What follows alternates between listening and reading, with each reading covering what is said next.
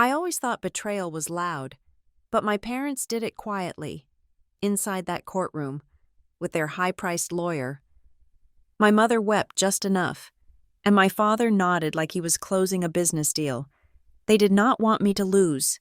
They wanted me to crumble before everyone. Then the judge looked up and asked the one question none of them were prepared to answer. My name is Avery Gibson. I am 34 years old, and I live in a renovated loft in Providence, Rhode Island, exactly 55 minutes away from the house where I grew up in Hartford, Connecticut. In terms of geography, the distance is negligible. You could drive it on a single gallon of gas, but in terms of reality, the distance is measurable only in light years. My life here is quiet. It is filled with the smell of old brick, the salt air coming off the harbor, and the steady, rhythmic hum of a life built with my own hands.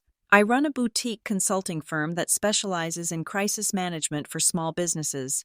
It is ironic, I suppose, given that I spent the first 2 decades of my life in a perpetual state of crisis management, trying to navigate the minefield of my parents' expectations without detonating the family image. The Gibsons of Hartford do not have crises.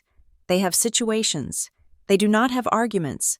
They have discussions behind closed mahogany doors. And they certainly do not have failures. They have tax write-offs. To understand why I am currently the defendant in a bankruptcy case filed by my own blood, you have to understand the architecture of the house I left behind. It was a sprawling colonial estate in the West End, the kind of place that looked beautiful on a Christmas card, but felt like a museum when you were inside it. The air always smelled of lemon polish and silence. There was a rule for everything. Shoes were removed in the mudroom, not the foyer. Voices were never raised above a conversational mezzo piano. Dinner was served at 6:30 sharp, and attendance was mandatory unless you were hospitalized or dead.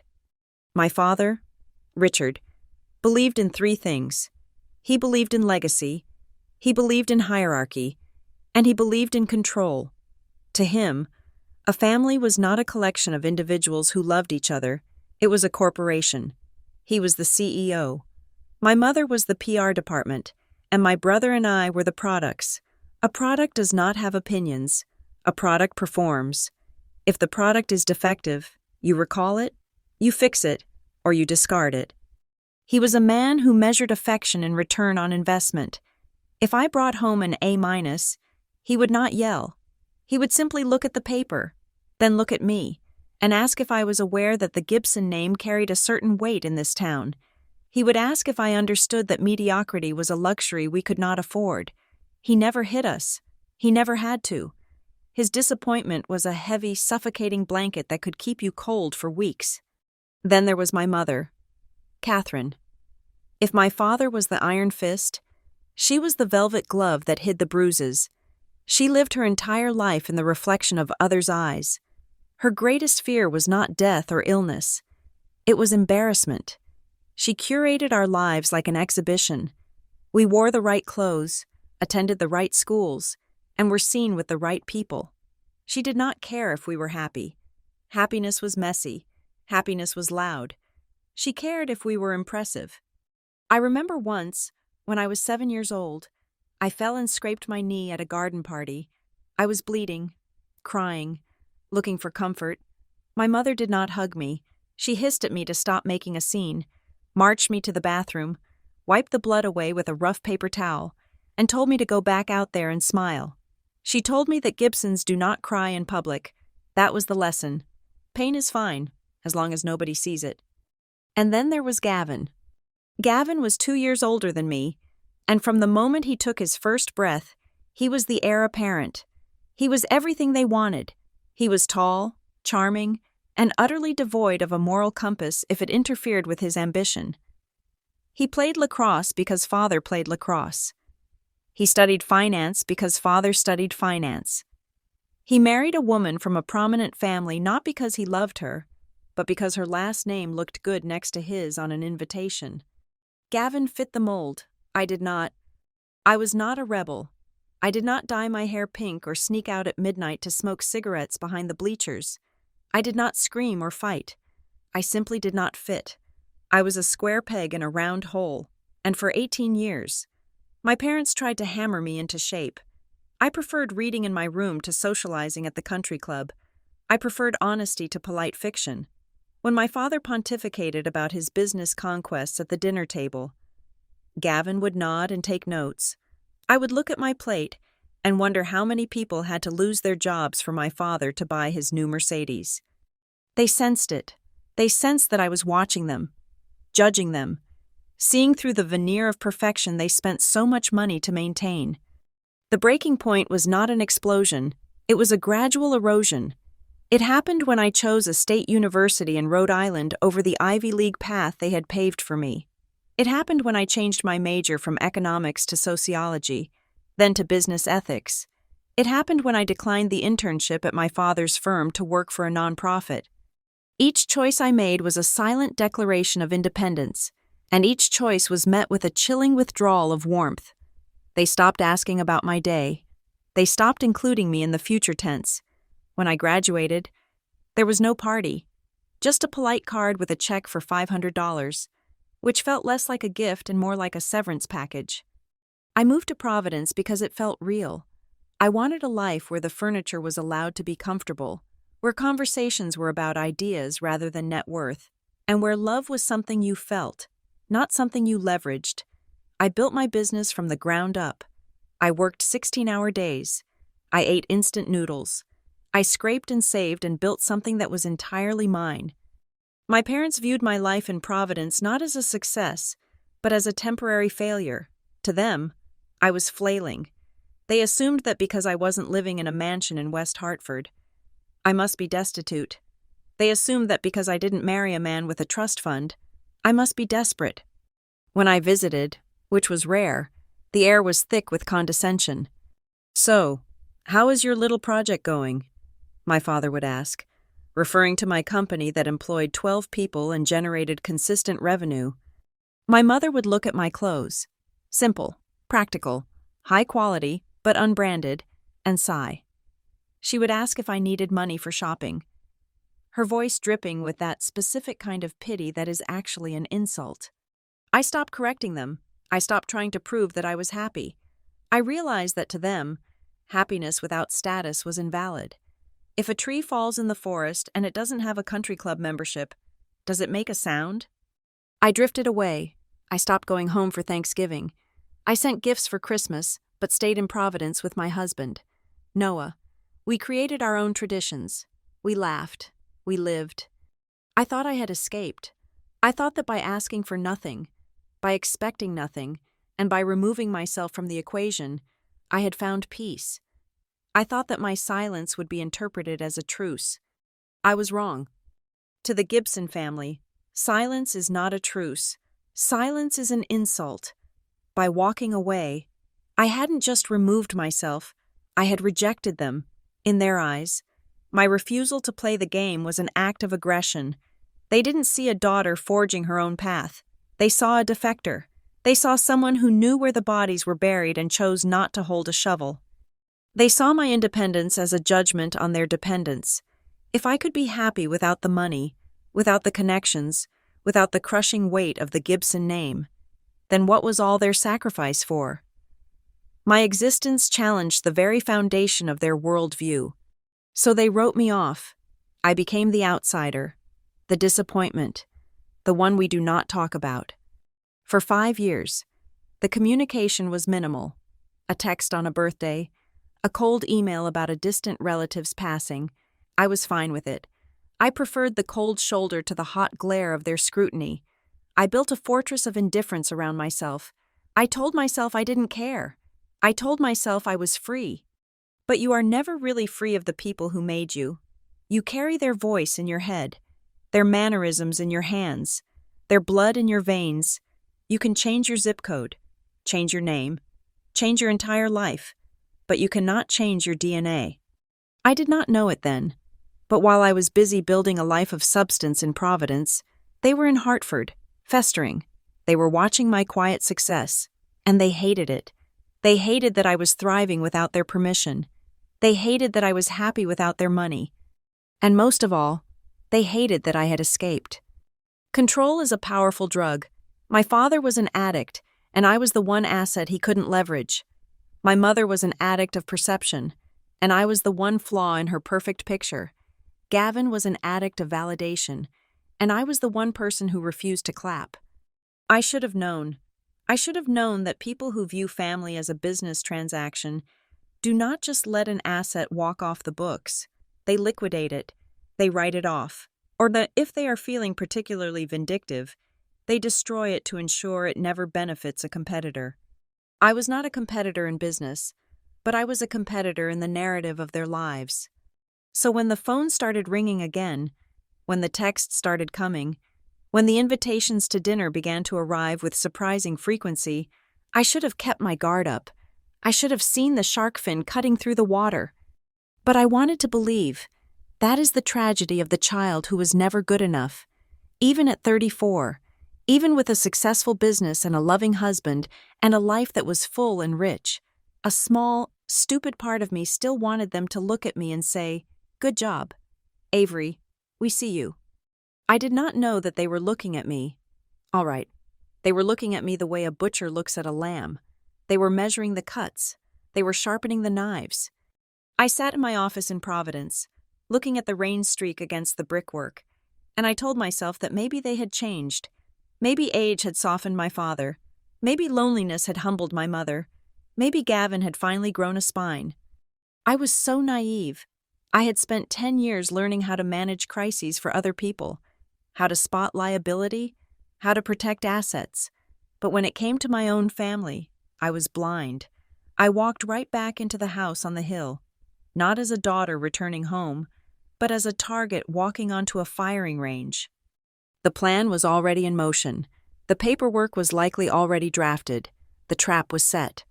All they needed was for me to step close enough to spring it, and I, with my foolish hope and my guarded optimism, stepped right into the center of the kill zone.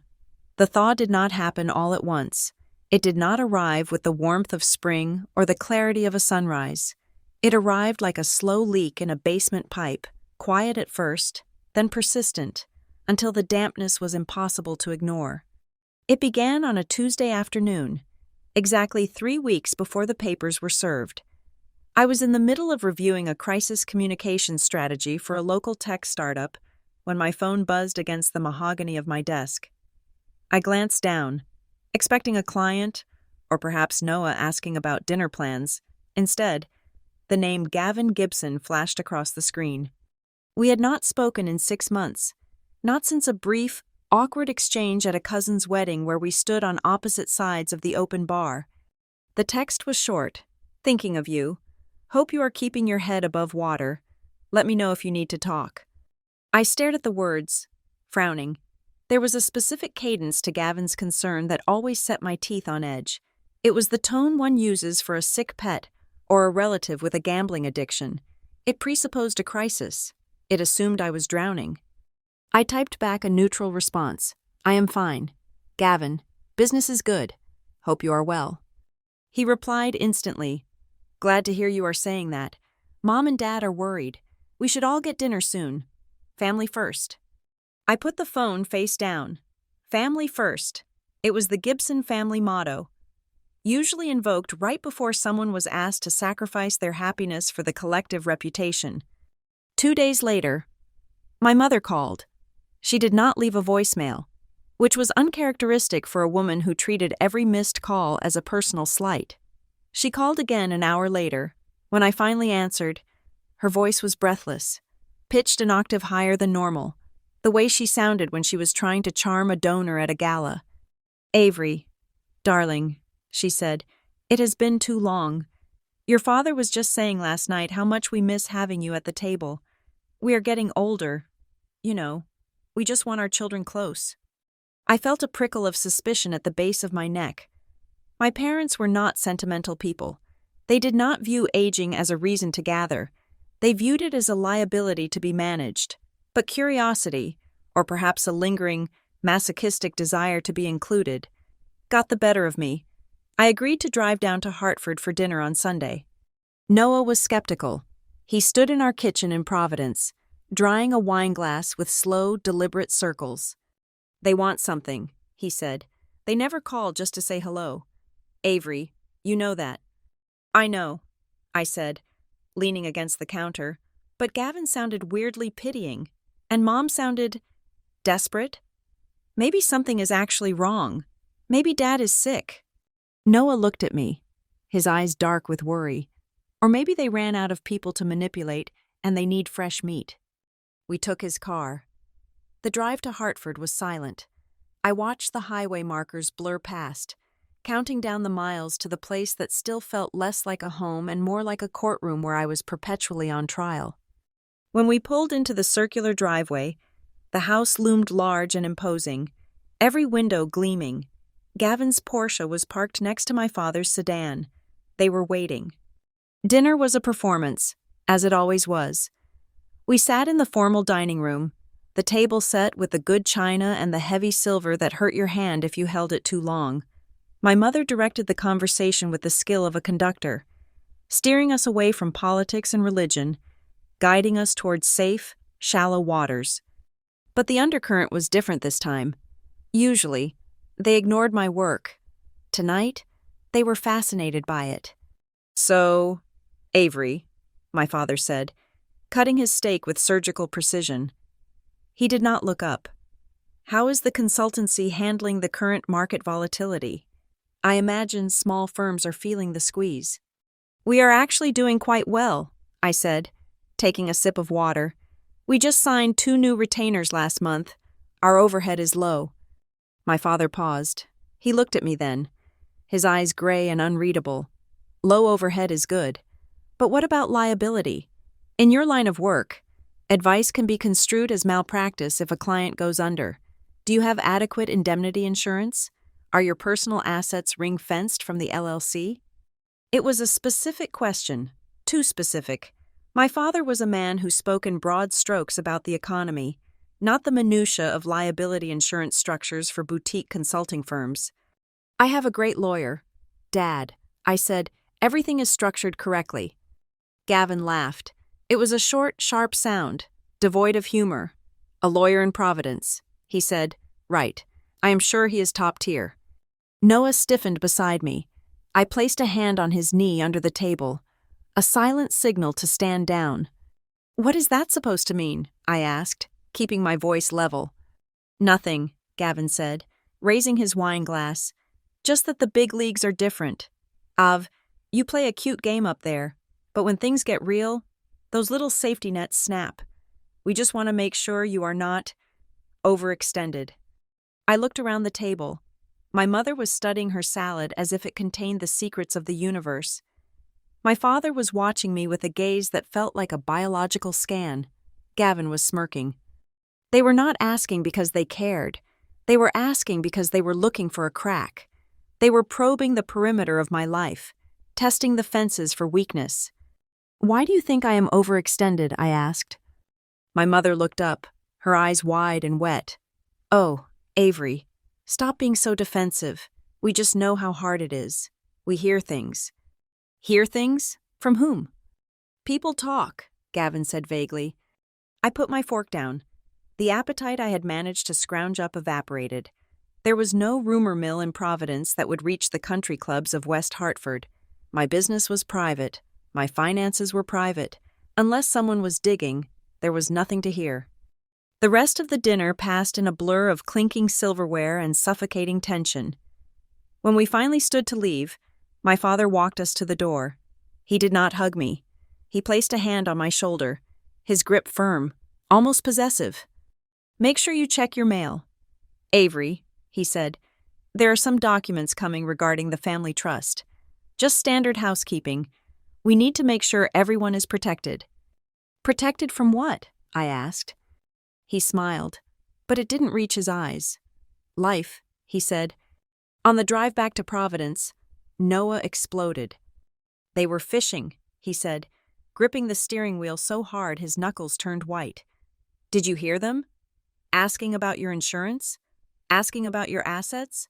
Gavin talking about you being overextended? Avery, that wasn't a family dinner. That was a deposition." I stayed silent for a long time, watching the city lights of Providence appear on the horizon. I wanted to tell him he was wrong. I wanted to defend them, not because they deserved it, but because admitting he was right meant admitting that my own parents were plotting against me. But the knot in my stomach told me the truth. The next morning, I arrived at my office at 6:30. The sun was not even up yet. I unlocked the safe and pulled out my corporate binders. I went through every contract, every bank statement, every tax filing from the last 3 years. I checked my accounts receivable, paid. I checked my line of credit, zero balance. I checked my personal savings, healthy. By all metrics, I was successful. I was solvent. I was safe. So why did I feel like I was standing on a trapdoor? I called my accountant at 9 o'clock. "Jim," I said, "I want you to run a stress test on the company. Pretend we lose our 3 biggest clients tomorrow. Pretend we get sued. I want to know exactly where the breaking point is." "Avery?" he asked, sounding confused. "Is everything okay? You guys are having your best quarter yet." "Just do it," I said. "And Jim? Check the logs. Has anyone requested access to our financials recently? Any credit inquiries?" He paused, the sound of typing clicking in the background. "Now that you mention it, we did get a request for verification of income last week. It looked like a mortgage inquiry. So I assumed you were refinancing your house. I sent over the summaries." I felt the blood drain from my face. "I am not refinancing. Jim, who sent the request?" "It came from a processing center," he said. "Generic email. I can try to trace it, but it looked standard." I hung up the phone. My hand was trembling. Verification of income. Someone was building a file on me. Someone was trying to figure out exactly how much I was worth and exactly how much I could lose. I thought about my father's question. "Are your personal assets ring-fenced?" I thought about Gavin's text. "Hope you are keeping your head above water." They were not worried I was failing. They were banking on it. Or worse, they were manufacturing a narrative where I was already failing. I looked out the window at the busy street below. People were walking to work, buying coffee, living their normal lives. But my world had suddenly tilted on its axis. The paranoia was a cold, heavy stone in my gut. I opened my laptop and began to change my passwords. Banking, email, state portals, everything. As I typed, a notification popped up on my screen. A new email from Gavin. Subject, help. I opened it against my better judgment. Av. I know you are proud, but do not let it destroy you. We are here to help you pick up the pieces when you are ready to be honest. I did not reply. I closed the laptop. They were gaslighting me. They were creating a reality where I was desperate, where I was reckless, where I needed saving. And if there is one thing I knew about the Gibson family, it was this. They did not save people. They owned them. And if you refused to be owned, they foreclosed. I sat in the silence of my office, waiting for the other shoe to drop, knowing with absolute certainty that the papers my father mentioned were not about a family trust. They were the first salvo in a war I didn't even know I was fighting. The envelope arrived on a Thursday evening, delivered by a private courier who refused to look me in the eye. He simply handed me the clipboard, waited for my signature, and vanished into the rainy Providence night, leaving me holding a packet that felt heavier than its physical weight should have allowed. It was a thick, rigid mailer, the kind used for contracts or deeds. The return address was a law firm in Hartford. I did not recognize. Blackwood and Associates. It was not the firm my father had used for 30 years. This was an attack dog firm, the kind you hired when you wanted to leave scorched earth behind you. I stood in the foyer, the rain still dampening the shoulders of my sweater. Noah was in the living room, flipping through channels, the blue light of the television casting long, dancing shadows against the wall. "Who was it?" he called out. "Just a delivery," I said. My voice sounded strange to my own ears, hollow. I walked into the kitchen and placed the envelope on the granite island. I did not open it immediately. I stared at my name typed on the label, Avery Gibson. No middle name, just the first and last, stark and accusatory. There was a vibration coming off the paper, a radiating coldness that made the fine hairs on my arms stand up. I used a paring knife to slice the seal. Inside was a stack of documents, clipped together with a heavy metal binder clip. The top page was on thick, bonded paper. I read the header once, then I read it again. Then I read it a third time, waiting for the words to rearrange themselves into something that made sense. United States Bankruptcy Court, District of Rhode Island, petition for involuntary bankruptcy. Debtor, Avery Gibson, Consulting, LLC. Petitioner, Gavin Richard Gibson. The world did not spin. It did not go black. Instead, everything snapped into a terrifying, crystalline focus. I could hear the hum of the refrigerator. I could hear the rain tapping against the window pane. I could hear the blood rushing in my ears, loud and rhythmic like a war drum. I turned the page. Paragraph 4 stated the claim. The petitioner, my brother, alleged that he was a primary creditor to my business. He claimed that 5 years ago, upon the founding of my consultancy, he had extended a personal loan to me for startup capital. The amount was staggered in the center of the page. $1,850,000. I stared at the number. It was so specific. It was so large. It was also completely, utterly fictitious. I had started my business with $12,000 of my own savings and a small business loan from a local credit union that I had paid off in 18 months. I had never taken a dime from Gavin. I had never taken a dime from my parents. That was the entire point.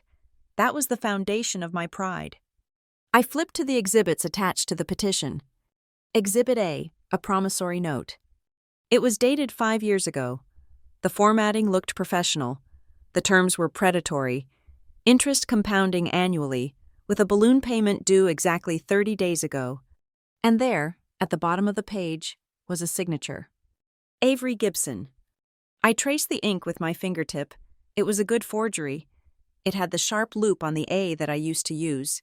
It had the tight, cramped spacing of my surname. To a stranger, to a judge, to a court clerk, it would look authentic. But I knew. I knew the way my hand moved. I knew that I never crossed my T with that specific upward slant. And more importantly, I knew that on the date listed on this document, I was not even in the state of Connecticut to sign it. I was in a hospital room in Providence, recovering from an emergency appendectomy, with Noah by my side. I felt a sensation I had never experienced before. It was not sadness. It was not fear. It was a physical drop in temperature, as if all the heat had been sucked out of my body, leaving behind only a cold, hard clarity. They had forged my signature. My own brother, presumably with my parents' blessing, had committed a felony to frame me for a debt that did not exist. Noah walked into the kitchen, holding an empty mug. "Hey, do we have any... Avery?" He stopped. He saw my face. He saw the papers spread out on the counter. "What is it?" he asked, his voice dropping to a whisper. "Is it your dad?" I handed him the petition without a word. He read it. I watched his eyes scan the lines, watched the color drain from his face until he looked as pale as the paper he was holding. $2 million? He choked out. "Avery, what is this? You don't owe Gavin $2 million. "No," I said. My voice was steady, too steady. It sounded like a machine. "I do not." He flipped to the signature. Did you sign this? Did you borrow money and not tell me?" I looked at him, for a second, just a fraction of a second. I saw doubt in his eyes. That was the power of a document like this. It was so official, so detailed, that it bypassed logic and planted a seed of uncertainty even in the people who knew you best. "No, Noah," I said, "it is a forgery." He dropped the papers onto the counter as if they were burning his fingers. "This is insane. This is illegal. They are trying to force you into bankruptcy?" "Why?" "Because," I said, realizing the answer as I spoke the words, "involuntary bankruptcy freezes everything. It alerts my creditors. It alerts my clients. It goes on the public record immediately. Even if I fight it, even if I win. The headline tomorrow is that Avery Gibson is being dragged to court for unpaid millions." It was not about the money. They knew I didn't have $2 million to pay them. They didn't want the cash. They wanted the ruin. I picked up my phone. It was 8:15 in the evening. I did not care. I scrolled through my contacts until I found the name I needed. Dana Kessler. I had met Dana 2 years ago at a Women in Business Summit. She was a commercial litigator who had a reputation for being terrifying. She was expensive, aggressive, and entirely lacking in the soft skills that my family prized. She did not care about politeness. She cared about winning. She answered on the second ring. "Gibson," she said. Her voice was rasping, like she had been smoking or arguing all day. "It is late. This better be good or disastrous." "It is disastrous," I said. "I need you at my office at 7 o'clock tomorrow morning." I told her, "I am sending you a scan of a document. Do not just read it, dissect it." I spent the rest of the night awake. I did not pace. I sat in the leather chair in my study, staring at the wall. Noah tried to talk to me, tried to get me to come to bed, but I couldn't. I felt like if I closed my eyes, the walls would close in. I was dissecting every interaction I had ever had with Gavin, looking for the moment he decided he was capable of this. At 7 o'clock sharp the next morning, Dana Kessler walked into my conference room.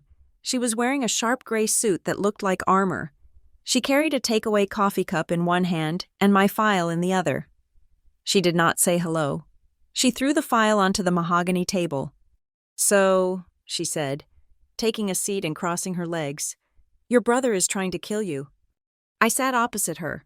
"He is trying to bankrupt me." "No," Dana corrected. She leaned forward, her eyes dark and intense behind her glasses. "If he wanted money, he would sue you for breach of contract in civil court. He would file a quiet lawsuit and try to settle. Involuntary bankruptcy is different. It is the nuclear option. It is designed to shut down your operations instantly. It sends a signal to the market that you are insolvent." She tapped the paper with a manicured nail. "He knows you will fight this. He knows you probably don't have the money. He doesn't care. Look at the filing date. It was filed yesterday morning. By this afternoon, the trade journals will pick it up. Your bank will likely freeze your operating accounts pending a hearing. Your landlord will get a notification." She looked at me, her expression grim. "This is not a legal strategy. Avery, this is an execution. They want to humiliate you. They want to strip you naked in the town square and watch you bleed." I felt that coldness again, centering in my chest. They forged my signature. "Dana, the promissory note is a lie." "I assumed as much," she said calmly. "The terms are absurd. No savvy business owner would sign a note with these interest triggers. But proving it is a forgery takes time. We need a handwriting expert. We need to subpoena the metadata of the document creation. And while we are doing that, your reputation is bleeding out in the street." She opened her laptop. "We have to move fast. We need to file an emergency motion to dismiss. We need to contest the claim immediately. But you need to understand what we are walking into.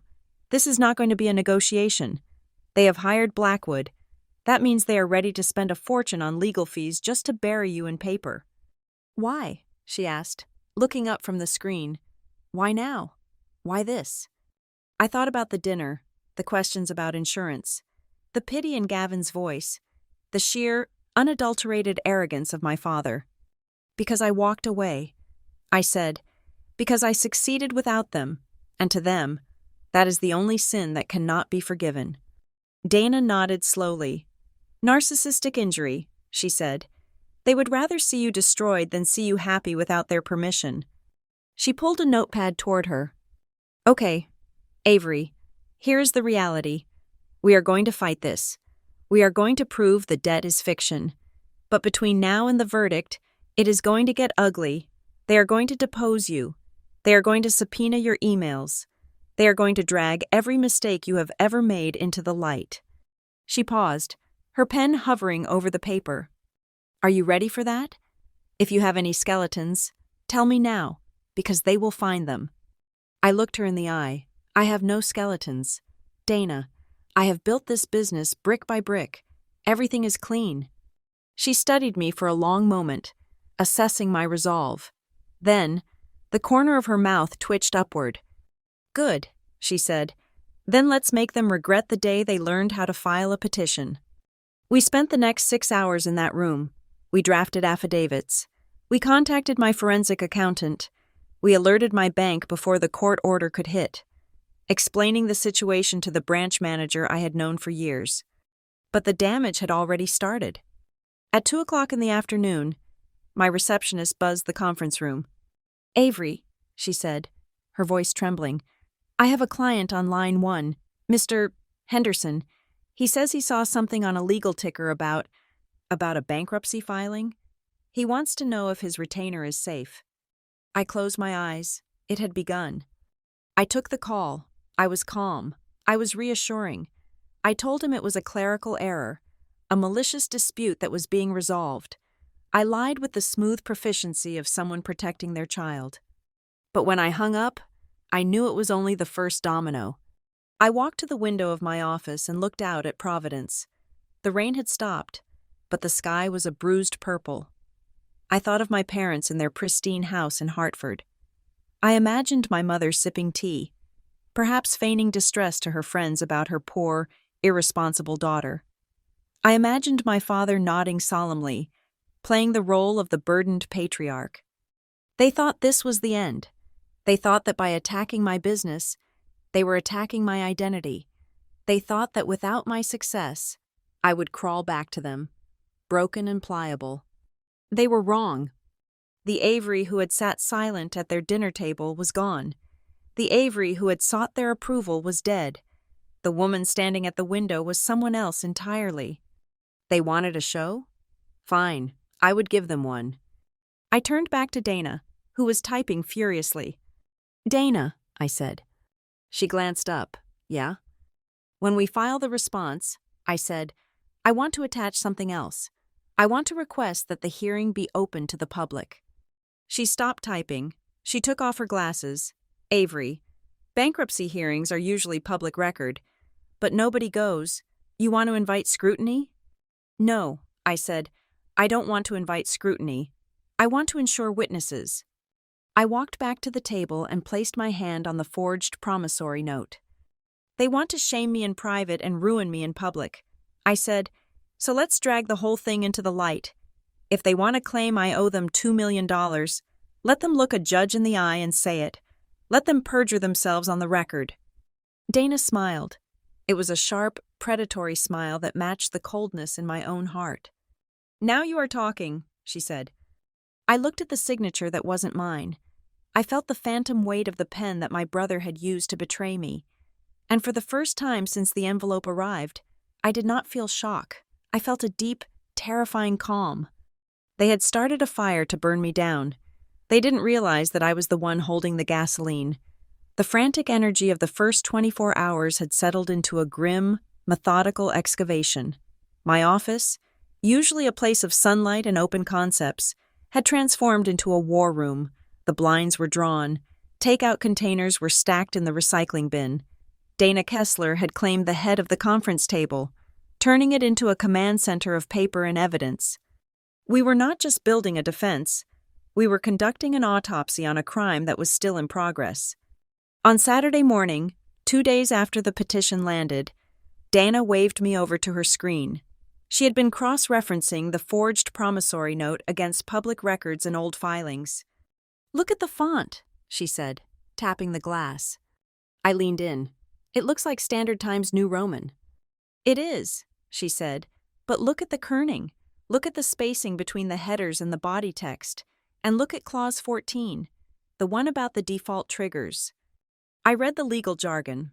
It was dense, archaic phrasing about material adverse changes and acceleration of debt. It sounded familiar, like a song I had heard in childhood but could not quite name. "It is a boilerplate template," Dana explained, "but not a generic one you download from LegalZoom. This specific phrasing, particularly the use of the word herein before 3 times in one paragraph, it appears in every commercial lease agreement filed by Gibson Holdings in the last 15 years. I felt a cold shiver slide down my spine. Gibson Holdings was my father's company. "Gavin did not draft this," I whispered. "He wouldn't know how. He barely passed business law." "Exactly," Dana said, sitting back. "This was not a hasty lie scribbled on a napkin. This document was generated using your father's corporate templates. That means his legal team, or at least his personal secretary, prepared it.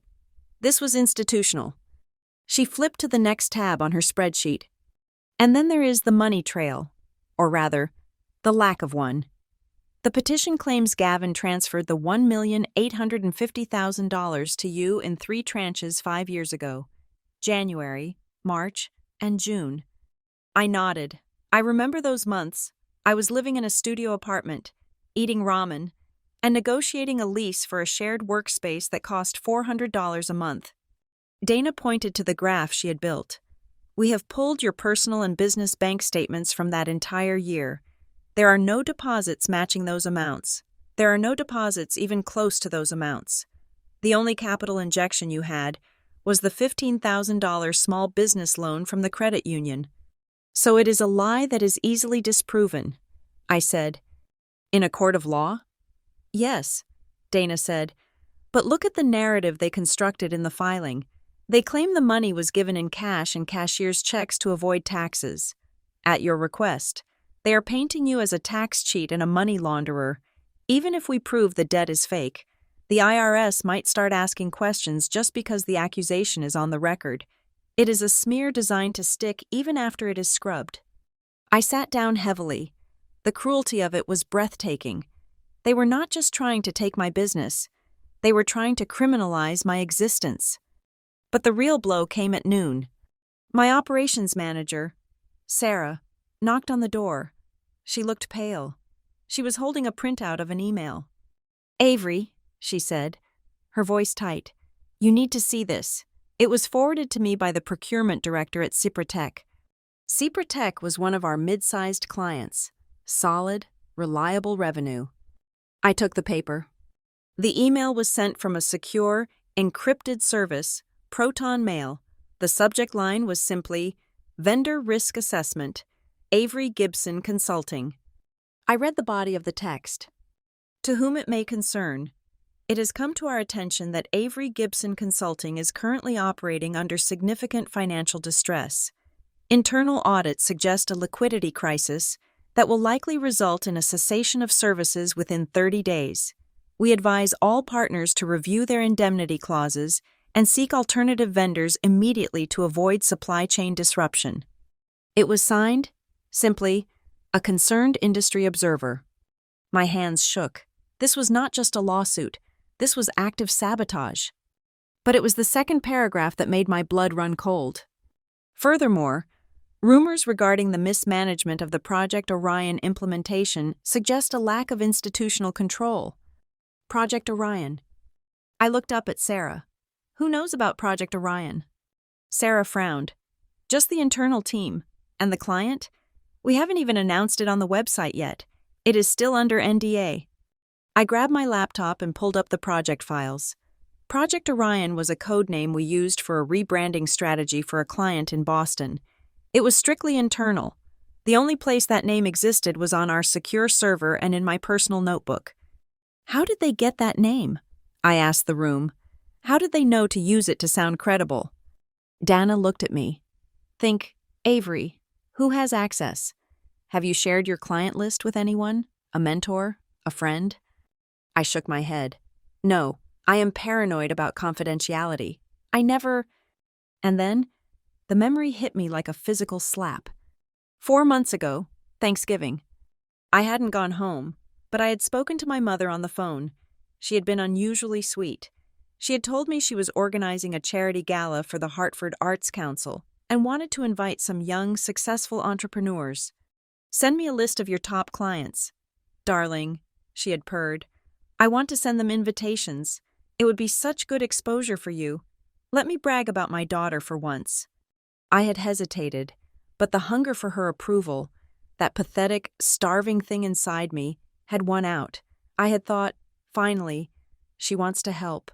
Finally, she is proud. I had exported a contact list.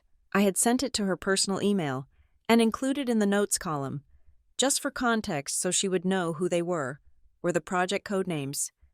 I closed my laptop with a snap. "It wasn't a hack," I said, my voice dead. "It was me."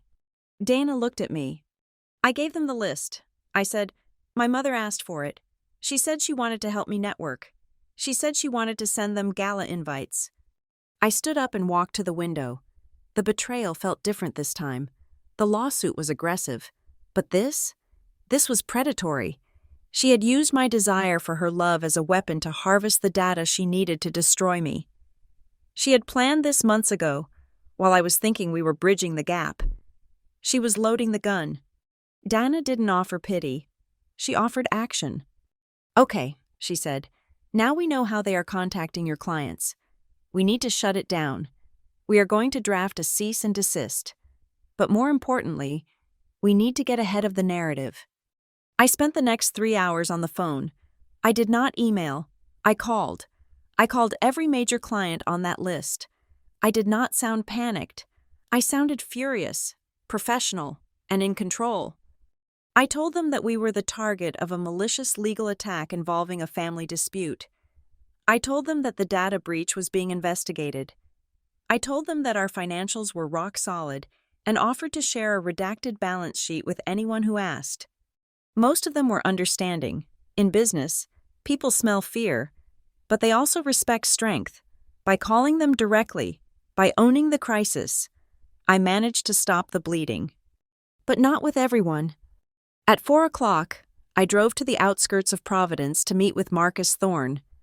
Marcus was an old-school developer, a man who built skyscrapers and valued a handshake over a contract. He had been one of my first big wins. We met in his site office, surrounded by blueprints. He looked uncomfortable. "Avery," he said, pouring me a coffee in a styrofoam cup. "I like you. You do good work. But I got a call yesterday." "A call?" I asked. "From whom?" He shrugged, didn't give a name, but he sounded polished, older guy, authority in his voice. He told me that he had inside knowledge of your capital structure. Said you were leveraging client retainers to pay off personal gambling debts. Gambling debts? I almost laughed. The lie was so absurd. "I have never gambled in my life, Marcus." "I know," he said, "or I think I know, but this guy, he knew details. He knew our contract was up for renewal on the 1st of next month. He knew the specific terms of our liability cap. He said, 'Marcus, get out before the implosion. It is a matter of days.'" My father, it had to be. Only Richard Gibson had that kind of gravitas, that ability to make a lie sound like insider trading advice. "He called you personally," I said softly. "He did." Marcus said, "Look, Avery, I am not canceling, not yet, but I can't have my name dragged into a bankruptcy proceeding. I have investors to answer to. You need to fix this, fast." I promised him I would. I left his office and drove straight to the lab of the forensic document examiner Dana had hired. His name was Dr. Aris, a small man with thick glasses and a basement office that smelled of chemicals and ozone. He had the original promissory note, or rather, the high-resolution scan that Dana had forced the opposing counsel to provide, under a microscope. "Well?" I asked, standing in the doorway. He didn't look up. "Come look at this." I peered through the lens. The ink of the signature looked magnified, like a river delta. "See the hesitation marks?" he asked, pointing to microscopic dots of ink where the pen had paused. A person signing their own name writes in a fluid, muscle memory motion. There is no hesitation. But a forger, even a tracer, has to stop and look. They draw the signature. They don't write it. He adjusted the focus. "And look at the pressure. It is uniform. A real signature has variance. Light on the upstroke, heavy on the downstroke. This is flat. It was done slowly, deliberately." He sat back. "It is a forgery. Ms. Gibson, and I can testify to that with a 99% degree of certainty." I looked at the screen. That signature, that wobbly, hesitant collection of lines, was the smoking gun. They had gotten arrogant. They thought I would crumble so fast I would never look this close. They thought the shame would make me settle before I hired a scientist to look at the ink. I thanked Dr. Aris and walked out into the cool evening air. The pieces were coming together, the template from my father's firm, the email list from my mother's manipulation, The phone calls from a man who sounded like authority itself, and the clumsy, arrogant forgery executed by someone who thought they were untouchable. They had built a trap. Yes, but in their arrogance, they had left fingerprints on every single mechanism. I took out my phone and called Dana. "Draft the affidavit," I said. "We have the forensic confirmation." "And Dana?" "Yes?" "Add a section about the emails and the phone calls. We are not just moving to dismiss the bankruptcy. We are filing a counter-motion for tortious interference with business relations." There was a silence on the line, and then I heard the smile in her voice. "That opens the door to punitive damages. Avery, that puts your father's personal assets on the table." "I know," I said, watching the streetlights flicker on. They wanted to talk about debt? Fine, let's talk about debt. But let's talk about the moral debt they owed me. And unlike them, I was going to collect every single cent. The war room in my office had taken on a terrifying antiseptic order. Where there had been chaos 2 days ago, there was now a grid of information that spanned the entire length of the whiteboard. We were no longer reacting to the fires my family had set. We were building a firebreak, digging a trench so deep and so wide that when their flames reached it, they would simply starve for oxygen. Dana Kessler stood before the board, a black marker in her hand. She did not look like a lawyer anymore. She looked like a general mapping out a siege. "We are not going to try to do everything at once," she said, her voice cutting through the hum of the air conditioning.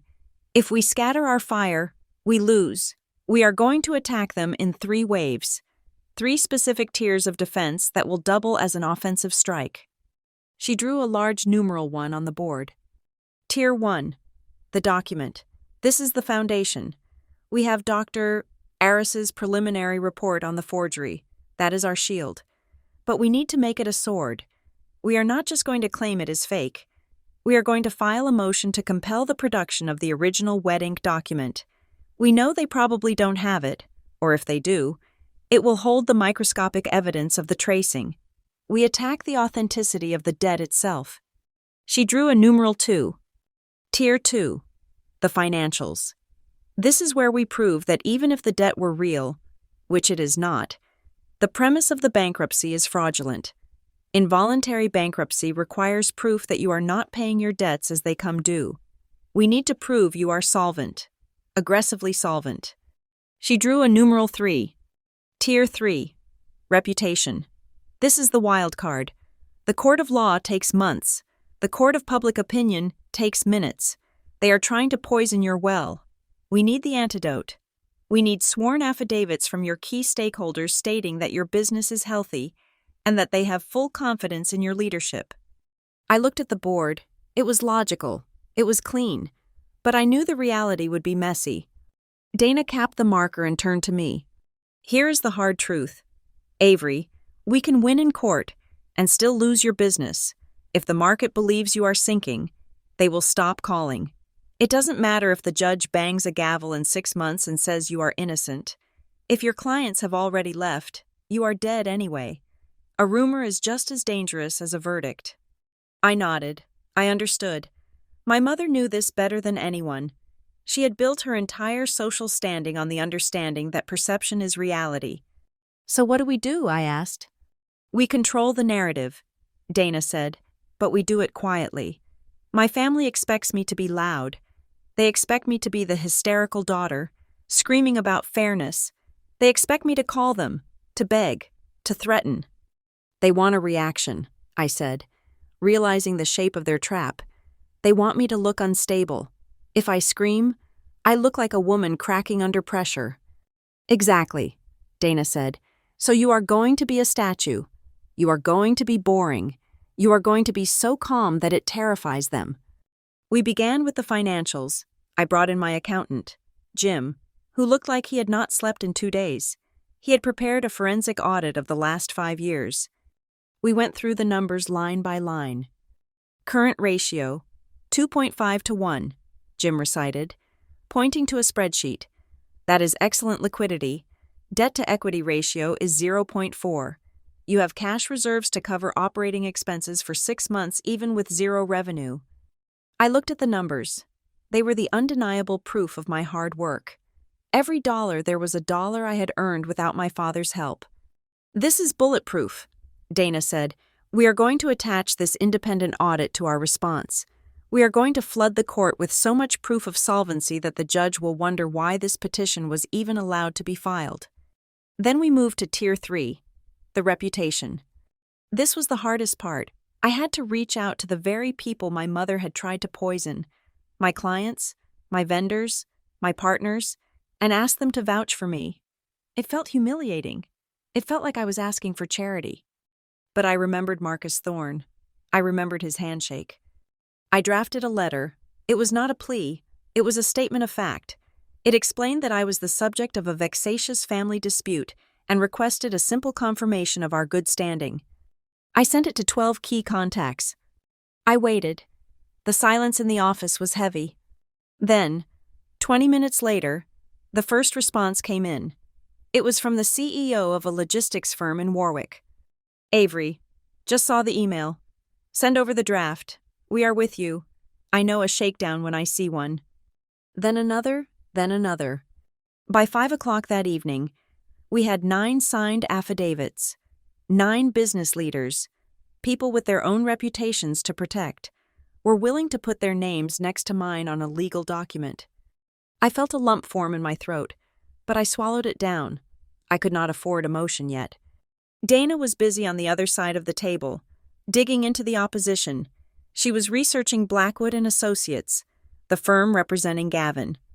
"Avery," she said, her voice low, "come look at this." I walked over. She had a list of billing rates on the screen. "Blackwood is not a storefront firm," she said.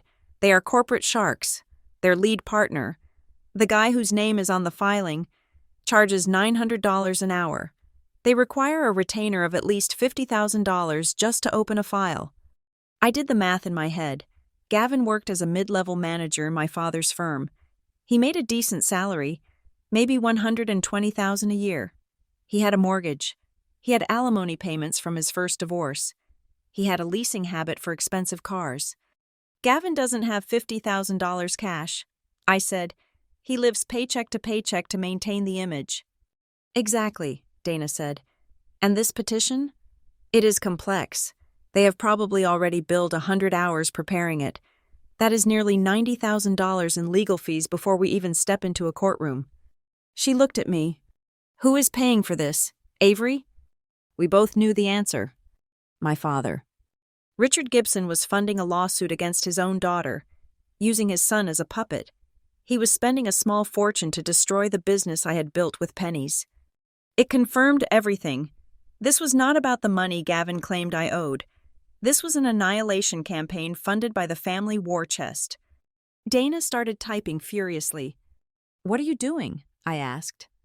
"I am adding a discovery request," she said, her fingers flying across the keys.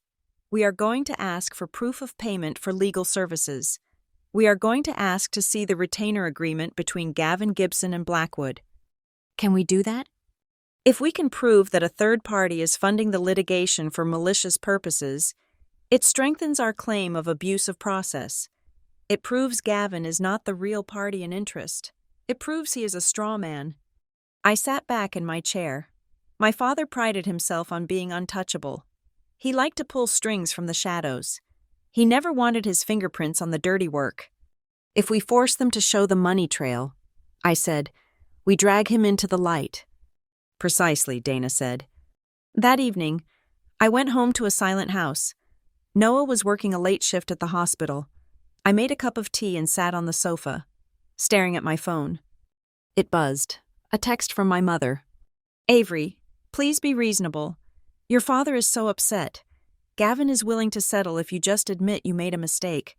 We can make this all go away. Just come home." I read the words, "Just come home." It sounded like an invitation, but I knew it was a summons to surrender. They wanted me to admit to a debt I didn't owe, to a failure I hadn't committed, just so they could forgive me and put me back in my box. My thumb hovered over the keyboard. I wanted to type, "I know you stole my client list. I know Dad is paying for the lawyers. I know the signature is fake." I wanted to scream at her. I wanted to ask how a mother could do this to her child. But I remembered Dana's voice. You are going to be a statue. I deleted the draft. I put the phone down. I did not reply. Let them wonder. Let them think I was terrified. Let them think I was paralyzed. Silence is a vacuum. And people like my mother, people who feed on drama and control, hate a vacuum. They would fill it with their own anxiety. They would start to second-guess themselves. I went to bed and slept for the first time in 3 days. The next morning, we filed our response. It was not a thick document. It was lean, sharp, and deadly. It contained the denial of debt. It contained the forensic summary of the forgery. It contained the independent audit proving solvency. And it contained the 9 affidavits from industry leaders. We did not send it to Gavin. We filed it directly with the court and served a copy to Blackwood and Associates. An hour later, Dana's phone rang. She put it on speaker. It was the lead partner from Blackwood. His voice was smooth, oily, but with a hint of irritation. Ms. Kessler, he said, we received your filing. It seems aggressive given the circumstances. My client is willing to discuss a payment plan to avoid a public spectacle. Dana leaned back in her chair, a smile playing on her lips. She looked at me and winked. There will be no payment plan. Mr. Sterling, she said, her voice ice cold, because there is no debt, and as for the spectacle, we are not avoiding it. We are looking forward to it. There was a pause on the line, a long, heavy silence. We will see you in court, he said, and the line clicked dead. Dana laughed. It was a harsh, victorious sound. They are rattled, she said. They expected you to call begging for a settlement. They didn't expect a forensic report. I looked at the stack of papers. The strategy was set. The trap was laid. But not for me. We had built a mirror, and when my family walked into that courtroom, expecting to see my ruin, they were going to look into it and see only themselves. But there was one final piece, the money. Dana, I said, when we get to court, the billing records. She nodded. I want to see the check, I said. I want to see my father's signature on the check that paid for the lawyer who is trying to kill me.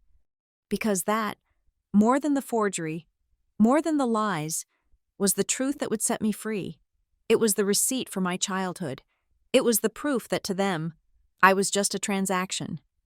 And I was finally ready to close the account.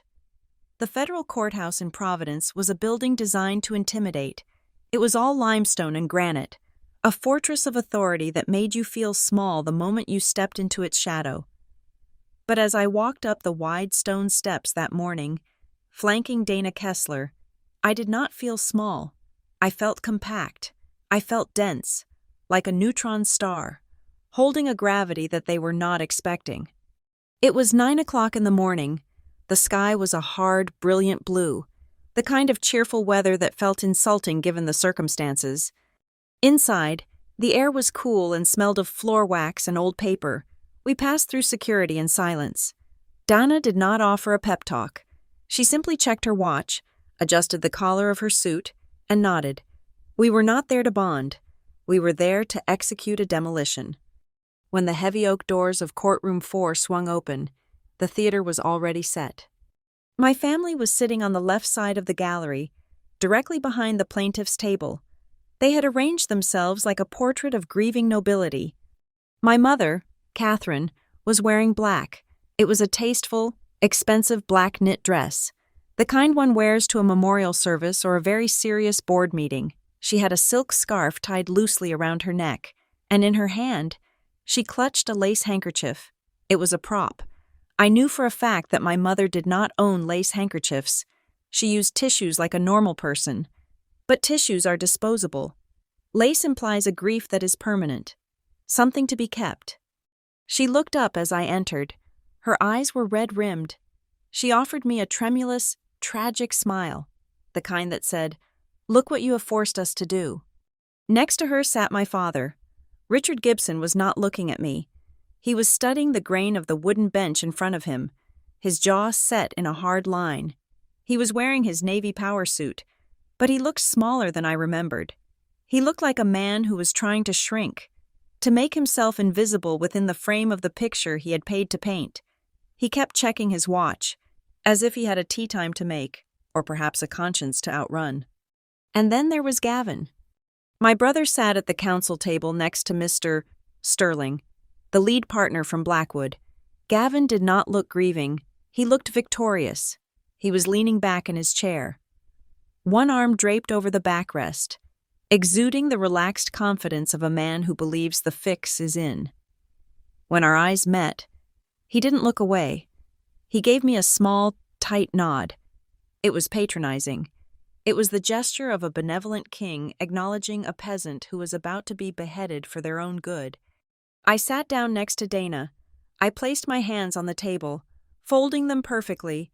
I did not look back at them. I fixed my eyes on the empty bench where the judge would sit. "Avery," Dana whispered, her voice barely audible. "Remember, you are a statue. Let them spin the yarn. Do not react. Do not scoff. Do not roll your eyes. Let them put every single lie on the record." "I understand," I whispered back. "All rise." The bailiff's voice cut through the room. We stood. Judge Clayton walked in. He was an older man with a face that looked like it had been carved out of a cliffside. He had white hair, wire-rimmed glasses, and an expression of permanent, weary skepticism. He did not look at the lawyers. He did not look at the gallery. He walked to the bench, sat down, and opened the file in front of him. He took a long time to settle. He adjusted his glasses. He took a sip of water. The silence in the room stretched until it was almost vibrating. "Docket number 4492, the clerk announced. "In re, Avery Gibson Consulting, LLC, petition for involuntary bankruptcy." Judge Clayton looked up. He peered over his glasses at the plaintiff's table. "Mr. Sterling," he said, "you may proceed." Sterling stood up. He buttoned his jacket with a fluid, practiced motion. He was smooth. He had a voice that sounded like expensive bourbon, rich and reassuring.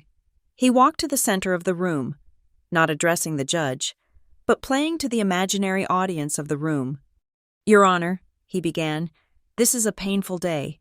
It is never easy when a family must intervene in the affairs of one of its own, but we are here today not out of malice, but out of necessity." He gestured toward me with an open palm, a gesture that looked gentle but felt like an accusation. "The debtor, Ms. Gibson, is a young woman of immense potential. However, potential does not pay the bills. 5 years ago, her brother, my client, Mr. Gavin Gibson, extended a significant lifeline to her, a loan of $1,850,000, to help her realize her dream. I felt a muscle twitch in my jaw. I forced it to relax. $1,850,000. The number hung in the air, grotesque and heavy.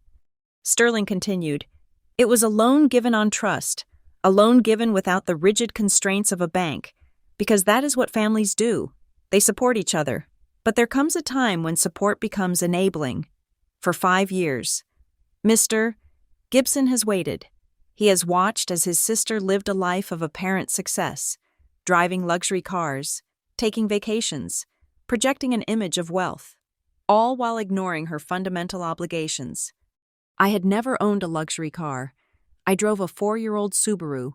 I had not taken a vacation in 3 years. The lies were so blatant, so easily checkable, that it felt surreal to hear them spoken in a federal courtroom. "Now," Sterling said, dropping his voice to a somber register, "the term of the loan has expired. The balloon payment is due, and Ms. Gibson has refused to pay. She has refused to communicate. We have reason to believe that her company is insolvent, that she is leveraging new client funds to pay old debts, a classic Ponzi structure that endangers not just my client, but the entire business community of Providence." He turned to look at Gavin. "We ask the court to grant the petition for relief. We ask that a trustee be appointed to take control of the debtor's assets, to stop the bleeding, and to ensure that creditors are paid what they are owed. We do this not to punish Ms. Gibson, but to save her from digging a deeper hole." He sat down. It was a masterful performance. If I didn't know who I was, I would have believed him. Judge Clayton made a note on his pad. He did not look impressed. He did not look convinced. He just looked bored. Does the petitioner have any witnesses to call regarding the nature of the debt? The judge asked. Yes, Your Honor, Sterling said. We call Mrs. Catherine Gibson. My stomach turned over. They were calling my mother. Catherine stood up. She walked to the witness stand with the fragility of a glass doll. She took the oath, her voice trembling on the words, "So help me God." Sterling approached her gently. Mrs. Gibson, he said softly, can you tell the court about the relationship between your children and this loan? My mother took a deep breath. She looked at me. A tear, perfectly timed, slipped down her cheek. We have always tried to give Avery everything, she said, her voice breaking. When she wanted to start this business, we were worried. She has always been a bit impulsive, a bit grand in her ideas. But Gavin wanted to help. He believed in her. He used his own savings, money he had set aside for his own children, to help her start. She dabbed her eyes with the lace handkerchief. And did you witness the signing of the promissory note? Sterling asked. I did, she whispered. We were all at the kitchen table. It was a happy day.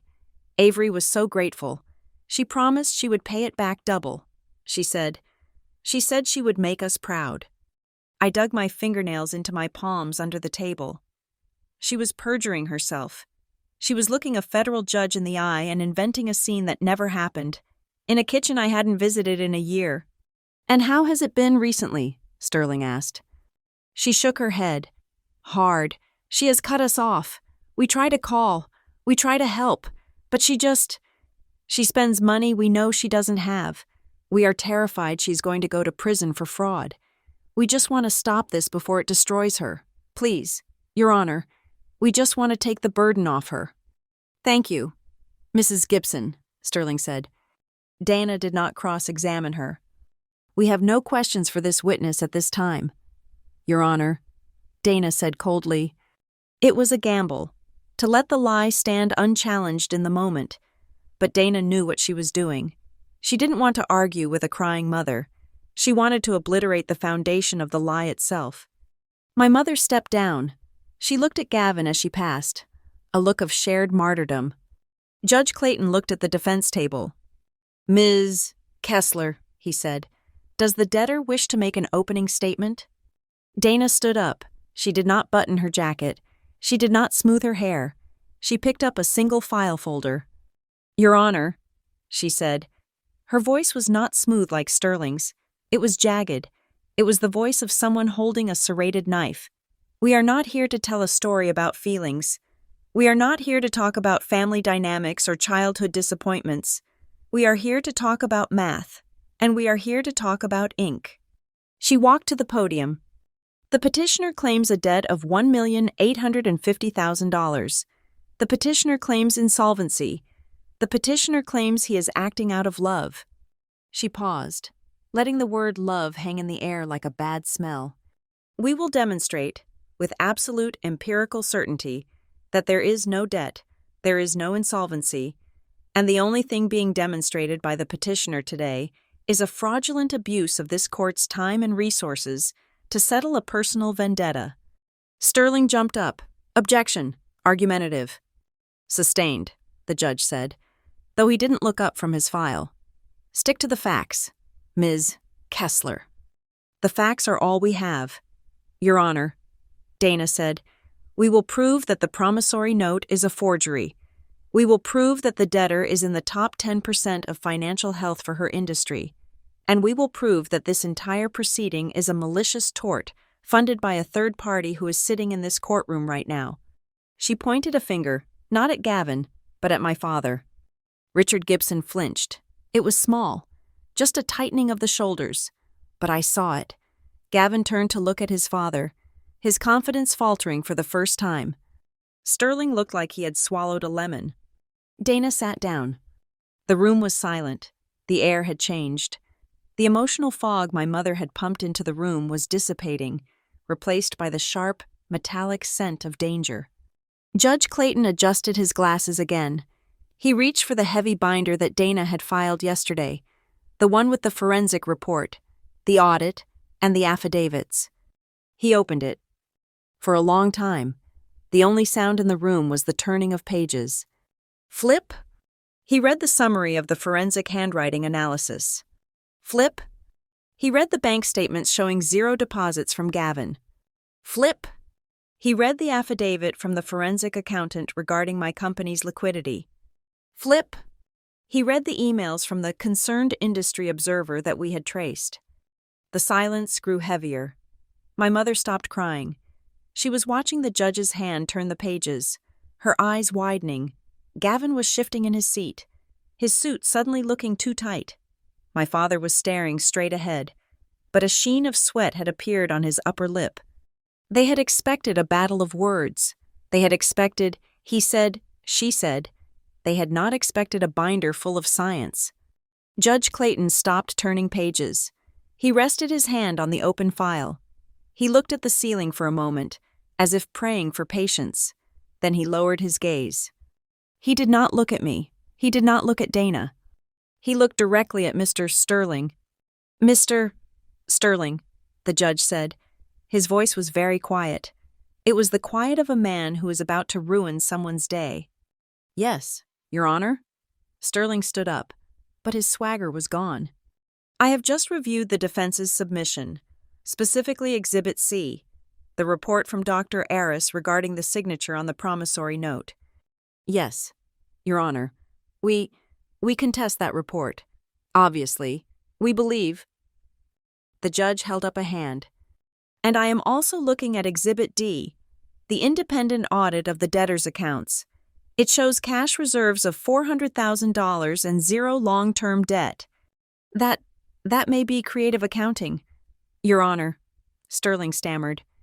And finally, the judge continued, ignoring him, I am looking at a series of emails sent to the debtor's clients, emails that seem to contain proprietary information that could only have been obtained through a breach of trust. The judge closed the binder. The sound was like a gunshot in the quiet room. He took off his glasses and rubbed the bridge of his nose. Then he looked at Gavin. Mr. Gibson, the judge said. Gavin stood up. He looked shaky. Yes, Your Honor. The judge looked at him with an expression of pure, unadulterated curiosity. I have one question for you before we proceed, the judge said, and I want you to think very, very carefully before you answer it, because the penalties for perjury in my courtroom are not hypothetical. Gavin swallowed. I could see his Adam's apple bob. The judge leaned forward. If I order a court-martial to accompany you and a representative from the bank to your safety deposit box or your home office right now, this very hour, will they find the original wet ink promissory note that you claim your sister signed? Or will they find that it does not exist? The room stopped breathing. My mother gasped. It was a short, sharp sound. Gavin opened his mouth. He looked at Sterling. Sterling was staring at the table, refusing to make eye contact. He looked at our father. Richard Gibson was studying his fingernails, completely disavowing his son in the moment of impact. Gavin was alone. Gavin stammered. It has been 5 years. Your Honor, papers get lost. We have the digital copy. The judge didn't blink. That is not what I asked. Mr. Gibson, I asked if the original exists, because Dr. Aris seems to believe that the digital copy you submitted has telltale signs of being a composite image, a digital fabrication. Gavin's face turned a color I had never seen before, a sickly grayish green. I watched him crumble. The arrogance, the smugness, the family-first bravado. It all evaporated, leaving behind a scared little boy who had been sent to do a man's dirty work. He couldn't answer. The silence stretched out, agonizing and absolute. And in that silence, the judge turned his gaze to the gallery. He looked past my mother's fake lace handkerchief. He looked directly at my father. And perhaps, the judge said, his voice dropping to a dangerous baritone, the financier of this litigation would like to explain why he is paying $50,000 in retainers to bankrupt a solvent company. My father's head snapped up. Avery, Dana whispered, not moving her lips. Don't smile. I didn't smile, but inside, I felt a soaring, terrifying rush of vindication. The trap had snapped shut, and they were all inside it. The silence that followed the judge's question to my father did not break. It stretched, turning into a physical weight that pressed down on the lungs of everyone in the room. My father did not stand up. He did not speak. He simply stared at the judge with the cold, reptilian stillness of a man who has never been asked to account for himself in his entire adult life. But Judge Clayton was not waiting for an answer. He was making a point. He turned his gaze away from my father, sweeping past Gavin, past the trembling Mr. Sterling, and locked his eyes directly onto me. It was unnerving. Usually in a courtroom, you feel like a specimen under a microscope, or a variable in an equation. But the way Judge Clayton looked at me was different. It was a look of assessment. He was looking at my posture. He was looking at my hands, folded calmly on the table. He was looking at the way I wasn't fidgeting, wasn't crying, wasn't performing. He was measuring the silence of the accused against the noise of the accusers. Then, with a sharp snap of his wrist, he closed the file folder. "Counsel," he said, his voice flat. "Approach the bench." Dana stood up immediately. She moved with the fluid grace of a predator who smells blood in the water. Mr. Sterling, on the other hand, looked like he was trying to unstick his shoes from the floor. He stood up slowly, buttoning and unbuttoning his jacket, his face a mask of nervous perspiration. They met at the sidebar. The judge pressed a button, and a white noise machine turned on. A soft, static hum designed to keep the conversation private from the gallery and the court reporter. I sat alone at the defense table. I could not hear what they were saying, but I could see it. It was like watching a silent film of my own vindication. Judge Clayton was doing the talking. He was pointing at the binder Dana had submitted. He was tapping his finger against a specific page. Hard. Tap, tap, tap. Mr. Sterling was shaking his head. He was using his hands to make placating gestures. The universal sign language for, "Please let me explain." He looked frantic. He looked like a man trying to plug a leak in a dam with chewing gum. Dana said nothing. She stood with her arms crossed, nodding occasionally. She didn't need to argue. The paper was doing the arguing for her. I glanced over at my family. The tableau had shifted. The confidence that had filled the air 10 minutes ago was leaking out of them like helium from a punctured balloon. Gavin was staring at the back of Sterling's head, his eyes wide and unblinking. He looked like a child watching his parents fight, realizing for the first time that the adults in the room did not actually know what they were doing. He was twisting his class ring on his finger, round and round, a nervous tick I hadn't seen since high school. My mother was frozen. The handkerchief was still in her hand, but it was lowered. She wasn't looking at me. She was looking at the judge. Her brow furrowed in a way that suggested she was trying to calculate how much this specific judge cost to buy, and realizing with horror that he might not be for sale. And my father? He was still staring at the empty space where the lawyer stood, his face unreadable, but his hands were gripping the bench in front of him so hard that his knuckles were white. The white noise machine clicked off. The sidebar was over. Dana walked back to our table. She didn't smile, but there was a lightness to her step. She sat down and leaned close to my ear. "Watch this," she whispered. Mr. Sterling walked back to his table. He looked gray. He slumped into his chair and poured himself a glass of water, his hand shaking so badly that a few drops spilled onto the mahogany. Judge Clayton adjusted his robe. He looked out over the courtroom, his expression grim. "We are going to take a pause in the procedural motions," the judge said. His voice echoed slightly in the high-ceilinged room. "Before we proceed with any testimony regarding the alleged default, there are some fundamental issues of fact that need to be addressed." He picked up the independent financial audit Dana had filed. "This court has reviewed the emergency motion to dismiss filed by the defense, along with the attached exhibits. Specifically, the independent forensic audit of Avery Gibson Consulting, LLC, prepared by a certified public accountancy firm." He looked over his glasses at Gavin. Mr. Gibson, your petition claims that the debtor is insolvent. It claims she is unable to meet her obligations as they come due. It claims she is hiding assets and spiraling into bankruptcy. The judge held up the report. However, the independent audit tells a very different story. It shows a company with zero long-term debt. It shows a company with cash reserves exceeding $400,000. It shows a company that has paid every single vendor invoice within 30 days for the last 5 years. He let the papers drop back onto the desk. It wasn't a loud sound, but it felt like a gavel strike. In my 20 years on the bench, the judge continued, I have seen many companies in distress. I know what insolvency looks like. It looks like bounced checks. It looks like liens. It looks like panic. He pointed at me. This looks like a model of fiscal responsibility. The court finds it incredibly difficult to reconcile the petitioner's claims of financial ruin with the mathematical reality of the debtor's bank accounts. Gavin made a noise. It was a strangled squeak, like a mouse being stepped on. Your Honor, Gavin stammered, half standing. We have reason to believe those accounts are window dressing. We believe she is moving money. Sit down. Mr. Gibson, the judge snapped. Gavin sat. He collapsed.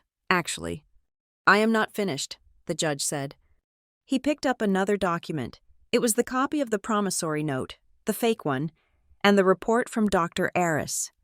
The financial health of the company is one thing, the judge said, but the validity of the debt itself is another. He looked at the papers, then looked at Gavin, then looked at me. The petitioner has submitted a digital copy of a promissory note dated 5 years ago. The defense has submitted a forensic analysis suggesting that this signature is not authentic. The judge picked up 2 pieces of paper. One was the fake note. The other was a verified affidavit I had signed that morning. I am not a handwriting expert, the judge said, but I have eyes. He held them up, facing the gallery. The signature on the left, the one on the note, is heavy. It is labored. The loops are symmetrical, almost mechanical. The signature on the right, the one signed in my clerk's presence this morning, is fluid. It is lighter. The angle of the ascent is 30 degrees sharper. He lowered the papers. Mr. Sterling, the judge said, his voice dropping to a dangerous whisper. You are an officer of this court. You are telling me that you filed an involuntary bankruptcy petition, the single most damaging legal action you can take against a business, based on a document that fails a visual inspection by a layman? Sterling stood up. He looked like he wanted to disappear into the floorboards. Your Honor, we relied on our client's representation that the document was genuine. We have not had time to conduct our own forensic analysis. Then you should have made time, the judge barked. You do not fire a cannon at a citizen's livelihood unless you are absolutely certain the ammunition is real. The atmosphere in the room had shifted completely. At the start, it had been a somber proceeding about a family tragedy. Now, it was a crime scene. And in the gallery, the facade finally cracked. My mother, who had been dabbing her eyes just moments before, stopped. The tears evaporated instantly, as if a switch had been flipped. She lowered the handkerchief to her lap. Her face lost its tragic softness and hardened into the expression I knew well, the look of a manager realizing an employee had screwed up a project. She turned to Gavin, her eyes narrowing into slits of pure venom. It wasn't the look of a worried mother. It was the look of an accomplice realizing the getaway driver had stalled the car. But it was my father who terrified me. For the entire hearing, Richard Gibson had sat back, maintaining a physical distance from the mess, as if his proximity to the back of the bench could insulate him from liability. But now, as the judge questioned the signature, my father moved. He leaned forward. He placed his elbows on the back of the railing in front of him. His body language shifted from detached observer to active participant. His jaw worked, grinding silently. He wasn't looking at the judge anymore. He was looking at Gavin, and the look on his face was not concern. It was not fear. It was rage. It was the cold, calculating rage of a man who realizes his investment is failing. He looked at Gavin the way he looked at a stock that had tanked, with disgust and a desire to liquidate. Then, slowly, his eyes shifted. He looked past Gavin. He looked at me. For the first time in years, our eyes met. There was no love there. There was no apology. There was only a dark, simmering acknowledgement. He realized I wasn't playing the game anymore. He realized I wasn't the scared little girl who would sign whatever piece of paper he put in front of me to keep the peace. He saw the enemy. The judge cleared his throat, pulling the attention back to the bench. "Mr. Sterling," the judge said, "I am going to ask you a question, and I want a direct answer. Does your firm have possession of the original note? Yes or no?" Sterling looked at Gavin. Gavin looked at the table. "No, Your Honor," Sterling whispered. "We do not." And the judge continued, looking at the audit again. "Do you have any evidence, any hard evidence, not anecdotes, not feelings, that Avery Gibson Consulting is failing to pay its debts?" Sterling closed his eyes for a second. "No, Your Honor." The judge nodded. It was a slow, rhythmic nod. "Then what are we doing here?" the judge asked. "Why is this case on my docket? Why is this woman's reputation being dragged through the mud?" He leaned over the bench, his voice booming now. "This looks less like a bankruptcy proceeding and more like a weaponization of the judicial system, and I do not take kindly to my courtroom being used as a theater for domestic abuse." My mother gasped again, but this time it wasn't fake. The words domestic abuse hung in the air, ugly and undeniable. The judge wasn't done. "I am reserving my ruling on the dismissal," he said, "because now I have questions about how we got here. I have questions about the origin of this document, and I have questions about the motive." He looked directly at my father again. "And since the petitioner seems unable to answer them without stammering, perhaps we should look at the wider context." Dana stood up. "Your Honor," she said, seizing the moment perfectly, "if the court is inquiring into motive, the defense is prepared to present evidence regarding the funding of this litigation. We believe it is relevant to establish malice." The judge looked at her. "Proceed." "Ms. Kessler," he said. My father's hands gripped the wood so hard I thought it might splinter. The lean was gone. He was coiled now, like a snake realizing the grass had been cut away, leaving him exposed to the hawk circling above. The turn had happened. The hunter had become the prey. And for the first time in my life, I wasn't afraid of them. I was watching them fear me. Dana Kessler did not shout.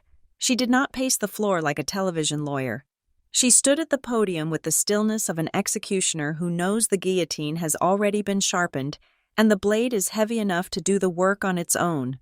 She signaled to the clerk, and a moment later, the large monitor on the wall to the left of the judge flickered to life. "Your Honor," Dana began, her voice cool and resonant. "Before we discuss the funding of this lawsuit, we must return to the document that started it all, the promissory note." She clicked a remote. An enlarged image of the forged note appeared on the screen. It was high contrast, the black text stark against the white background. "Mr. Sterling and his client would have this court believe that this document was drafted and signed 5 years ago, stored in a digital vault, and printed out for the purpose of this petition. They claim it is a relic of a past agreement." She clicked the remote again. The image zoomed in aggressively, focusing not on the text, but on the empty white space in the margins. "To the naked eye, this paper is blank," Dana said, "but modern office printers are designed to leave a signature.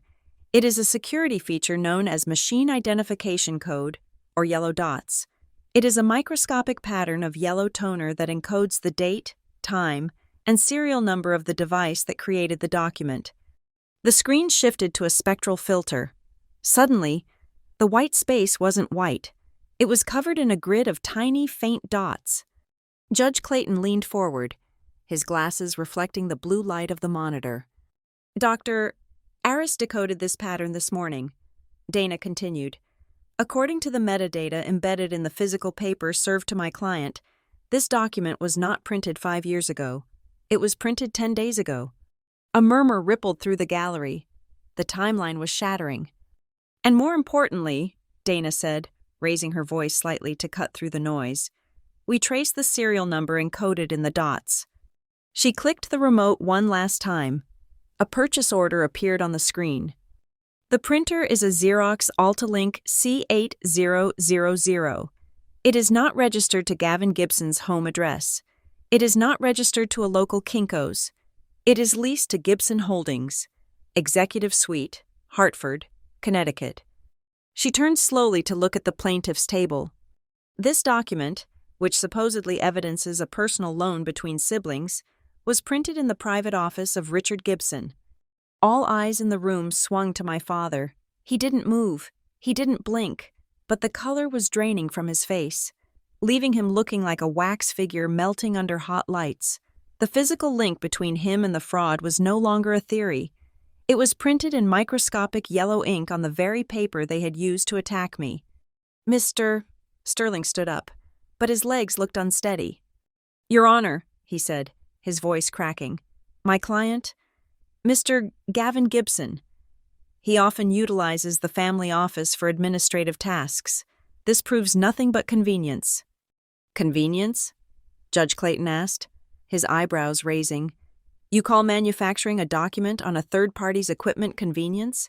I call it conspiracy to commit fraud. But Dana was not done. She didn't let Sterling recover. Let us discuss convenience. Mr. Sterling, she said, specifically, the convenience of the information you cited in your opening arguments. She walked back to our table and picked up a transcript of the morning's proceedings. You mentioned Project Orion. You mentioned specific liquidity ratios. You mentioned confidential client data that my client has never released to the public. Sterling wiped his forehead with a handkerchief that looked far less elegant than my mother's. As I said, we conducted a thorough investigation. An investigation requires a source, Dana said sharply. She turned to the judge. Your Honor, the defense moves to compel the disclosure of the source of this internal data, because unless Mr. Sterling has hired corporate spies to hack my client's server, there is only one way he could have obtained those names. Sterling looked at Gavin. Gavin looked at the table. They were trapped. If they admitted they hacked me, it was a felony. If they admitted they got it from my mother, it proved the conspiracy. Sterling made a fatal error. He tried to improvise. We received an anonymous dossier. Sterling stammered. A whistleblower package. We have a duty to investigate credible tips regarding insolvency. A whistleblower? Dana repeated, her tone dripping with skepticism. A whistleblower who just happens to know the exact code names my client shared with her mother 4 months ago? She turned to Gavin. Mr. Gibson, she said, did you receive a whistleblower package? Or did you receive a forwarded email from your mother? Gavin looked up. His eyes were wild. He looked at Catherine. My mother was gripping her purse so tightly her knuckles were white. She shook her head imperceptibly. A command to shut up. It was a consultant. Gavin blurted out. We hired an external financial advisor. He provided the data. I don't know where he got it. Name him, the judge ordered. Gavin froze. He couldn't name a person who didn't exist. I don't recall the name right now, Gavin whispered. You don't recall the name of the consultant who gave you the evidence to sue your sister for $2 million? The judge asked. His voice was incredulous. Gavin said nothing. He simply ceased to function. The lie had run out of road. Dana closed the transcript. There is no consultant, Your Honor. There is no whistleblower. There is only a family that stole data under false pretenses and used it to fabricate a legal case. She walked back to the podium. But the most damning evidence isn't the printer, and it isn't the stolen data, it is the money. She pulled a single sheet of paper from her folder. It was a copy of a check. Litigation is expensive, Dana said. Blackwood & Associates is a premier firm. Their retainer is substantial. Mr. Gavin Gibson is a mid-level manager with a mortgage and significant alimony obligations. We found it curious that he could afford a $50,000 retainer to pursue a bankruptcy petition that yields him no immediate cash. She placed the check copy on the projector. So we subpoenaed the billing records of Blackwood and Associates this morning. The image filled the screen. It was a check for $50,000. The date was 3 weeks ago. The signature at the bottom was not Gavin's. It was a sharp, angular scrawl that I had seen on report cards, on permission slips, and on birthday checks my entire life. Richard J. Gibson. And the account name in the top left corner? The Gibson Family Irrevocable Trust. Dana turned to the gallery. She looked directly at my father. Mr. Gavin Gibson is not the plaintiff here, she said. He is a proxy. This lawsuit was paid for by Richard Gibson. It was drafted on Richard Gibson's equipment. It was fueled by data stolen by Catherine Gibson. She turned back to the judge. This is not a bankruptcy case, Your Honor. This is a coordinated attack by 3 individuals using this court as a weapon to destroy the livelihood of a 4th, and the man funding it is sitting in the 2nd row, believing that his money buys him immunity from consequence. The silence in the courtroom was absolute. It was the silence of a vacuum after the air has been violently sucked out. My mother turned to my father. For the first time, the mask of the supportive wife slipped completely. She looked at him with pure, unadulterated panic. She knew what this meant. She knew that the family trust was not a slush fund for vendettas. Using trust assets to fund a malicious lawsuit could trigger an audit. It could trigger a dissolution. It could expose every financial skeleton they had buried for 40 years. Richard, she hissed. It was a whisper, but in the dead quiet of the room, it sounded like a scream. You said this was handled. You said they wouldn't trace it. My father did not look at her. He was staring at the screen, at his own signature magnified 10 feet tall. The evidence of his arrogance was looming over him. He had signed that check because he didn't think anyone would dare to ask for it. He thought he was the author of the story, and authors don't get questioned by the characters. But the story had changed hands. Judge Clayton looked at the check. Then he looked at the printer logs. Then he looked at Sterling. Mr. Sterling? The judge said. His voice was dangerously calm. Did you know that your fees were being paid by a third party who is not a plaintiff in this case? Sterling was trembling visibly now. Yes, Your Honor, but third-party payer arrangements are not uncommon. They are uncommon when the third party is the father of both the plaintiff and the defendant, and the suit is based on forged documents printed in his office, the judge snapped. That is not a payer arrangement. That is a racketeering enterprise. Sterling flinched as if he had been slapped. The judge turned his gaze to the gallery. Richard Gibson, stand up. It was a command, not a request. My father sat frozen for a second. Then, slowly, stiffly, he rose. He buttoned his jacket, a reflexive attempt to armor himself, but he looked naked. The aura of power, of the great patriarch, was gone. He was just an old man caught in a lie. Mr. Gibson, the judge said, you are not a party to this case, but you seem to be the architect of it. Do you have counsel present? I don't need counsel, my father said. His voice was raspy. I was merely helping my son collect a debt. It is a family matter. A family matter? The judge repeated. You are in federal court, sir. You have filed a petition to bankrupt a solvent company. You have submitted documents that appear to be forged, and you have paid for it with trust funds. You have made this the business of the United States government. My father swallowed hard. I could see the realization hitting him. He wasn't at the country club board meeting. He couldn't bully his way out of this. He couldn't write a check to make it go away. Judge Clayton turned back to Dana. Ms. Kessler, the judge said, you mentioned a countermotion for tortious interference? Yes, Your Honor, Dana said, and given the evidence presented, we would like to amend that to include a claim for abuse of process and civil conspiracy against Richard Gibson, Catherine Gibson, and Gavin Gibson. The judge nodded. Motion granted. My mother let out a sob, but this time it was a sound of genuine terror. She grabbed my father's arm. "Richard, do something," she pleaded. But there was nothing he could do. The web they had spun to catch me had entangled them. I sat at the table, my hands still folded. I watched them unravel. I saw Gavin's face buried in his hands. I saw my mother's frantic, darting eyes. I saw my father's stony, defeated posture. I should have felt triumphant. I should have felt joy. But I didn't. I felt a cold, hard satisfaction. It was the feeling of a mathematical equation finally balancing out. But I knew it wasn't over. The judge had exposed the method. Dana had exposed the funding. But the why was still hanging in the air, the motive. They had been humiliated, stripped of their defenses, and caught red-handed. And when a narcissist is cornered, when they are stripped of their power and their image, they do not apologize. They do not reflect. They lash out. I looked at Gavin. He wasn't crying anymore. He was looking at me. And in his eyes, I saw the final spark of the explosion that was about to happen. He had nothing left to lose. The inheritance was at risk. His reputation was destroyed. His father had used him and was now failing to protect him. He was the weak link, and weak links snap. I waited. The silence in the room was heavy with the promise of violence.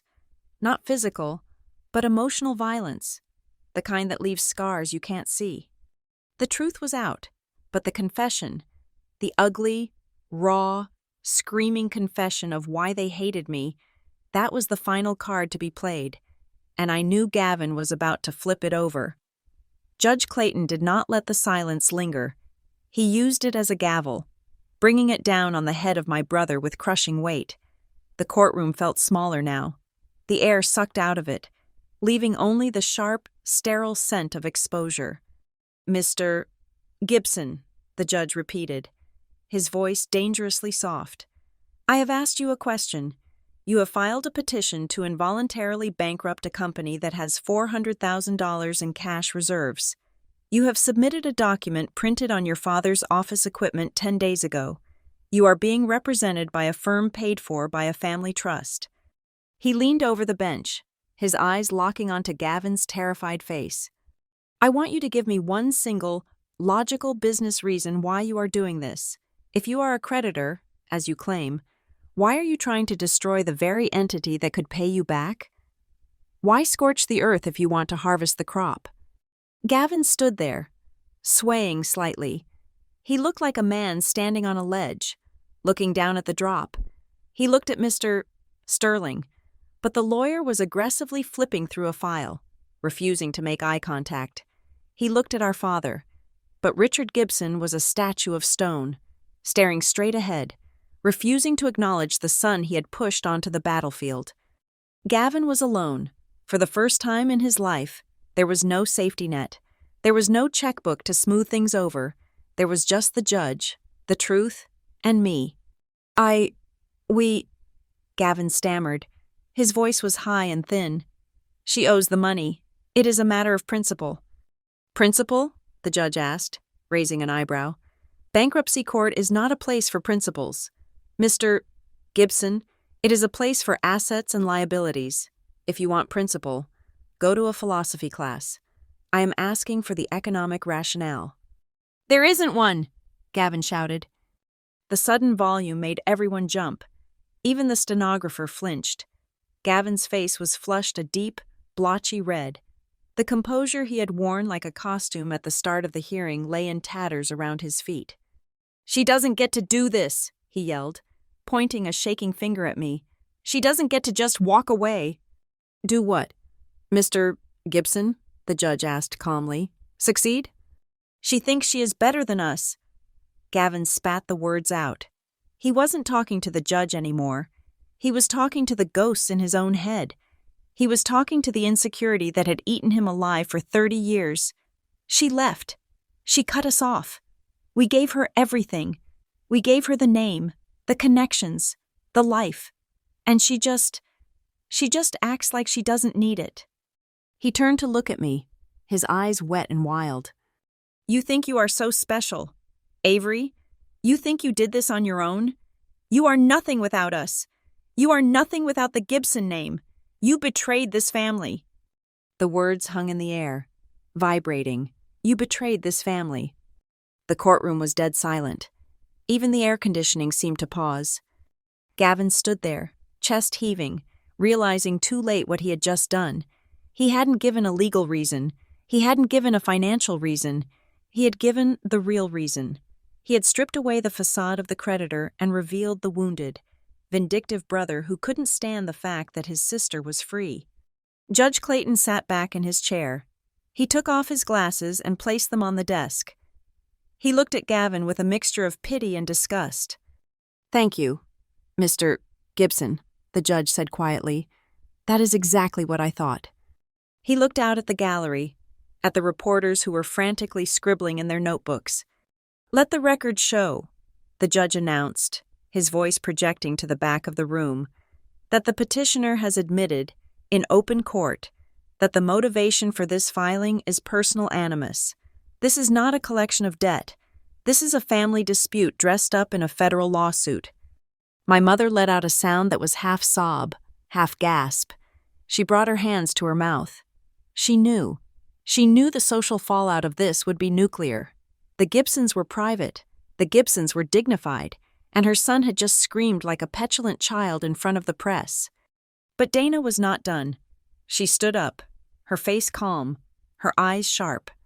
"Your Honor," she said, "now that the petitioner has established that the motive is to punish the debtor for personal reasons, the defense would like to draw the court's attention to the severity of that punishment." She picked up a new stack of documents. "This was not just a tantrum, Your Honor. This was a calculated campaign to destroy." She handed a file to the bailiff to pass to the judge. "We have spoken about the bankruptcy petition, but we have not discussed the active interference in my client's business operations." She turned to me. I nodded. It was time for the final nail. "Exhibit F," Dana said, "an affidavit from Mr. Marcus Thorne, a prominent developer in Providence." My father's head snapped toward us. He knew the name. Thorne was a peer, a contemporary. Dana read from the document. "On the 14th of this month, Mr. Thorne received a phone call. The caller identified himself as an associate of the Gibson family. The caller explicitly advised Mr. Thorne to terminate his contract with Avery Gibson Consulting, citing imminent financial collapse and, quote, moral turpitude." Dana paused, letting the words sink in. "Moral turpitude," she repeated. "That is not a financial term. That is a character assassination." She looked at my father.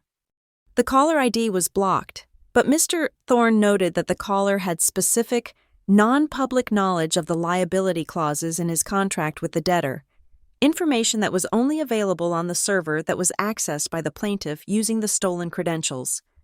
Dana turned back to the judge. "Your Honor, this goes beyond abuse of process. This is tortious interference with contractual relations. They didn't just want to bankrupt her company legally. They wanted to ensure she had no revenue left to save it. They tried to starve her out. They tried to poison the water supply." Judge Clayton looked at the affidavit. His face hardened.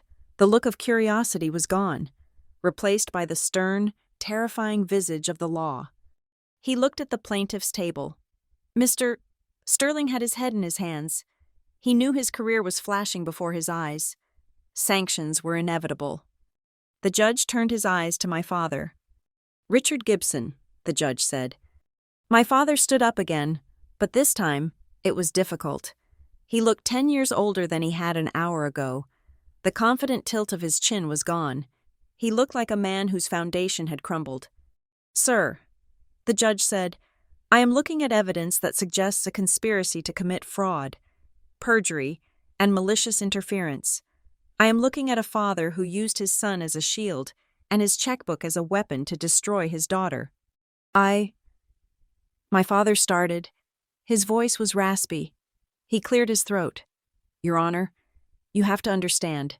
We have standards. The Gibson name. It means something. We were trying to protect the legacy. Avery was... She was reckless. We were trying to bring her back into the fold." "Protect the legacy?" the judge interrupted. His voice was like a whip crack. "By committing felonies? By forging documents? By lying to a federal court?" My father stiffened. He tried to summon the ghost of his old authority. "I did what I thought was necessary for the family," he said, his voice trembling with a pathetic sort of indignation. "Honor is paramount. We could not have her out there, failing, dragging us down." "Honor?" the judge repeated. He leaned forward, his eyes blazing. "You speak of honor while you pay a lawyer to lie for you? You speak of honor while you watch your son perjure himself to satisfy your ego?" The judge pointed a finger at him. "There is no honor here. Mr. Gibson, there is only control, and you have lost it." My father recoiled as if he had been struck. He looked around the room, looking for an ally, looking for someone who bought into his delusion. He looked at my mother. But Catherine Gibson was not looking at him. She was crying. And this time, there was no lace handkerchief. There was no performance. Her mascara was running down her cheeks in black streaks. She was looking at Gavin, who was slumped in his chair, broken. She was looking at me, sitting tall and untouchable. She realized, finally, that the image she had worshipped for 40 years was gone. The headlines tomorrow would not be about the Gibson Charity Gala. They would be about the Gibson fraud, the Gibson betrayal, the Gibson shame. She had sacrificed her relationship with her daughter on the altar of reputation, and now, the reputation was burning to the ground. Judge Clayton shuffled the papers into a neat stack. The sound was final. He looked at me. For a moment, his expression softened. "Ms. Gibson," he said, "I am sorry that you have had to endure this. The court apologizes for being used as a tool for this harassment." I nodded. "Thank you, Your Honor." Then he turned back to the rest of them. The softness vanished. "I am dismissing this petition with prejudice," the judge stated.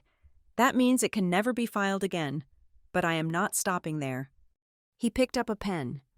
"I am referring the transcript of this hearing, along with the forensic report regarding the forged promissory note, to the United States Attorney's Office for the District of Rhode Island. I am recommending an immediate investigation into bankruptcy fraud, perjury, and conspiracy." Gavin made a sound like a wounded animal.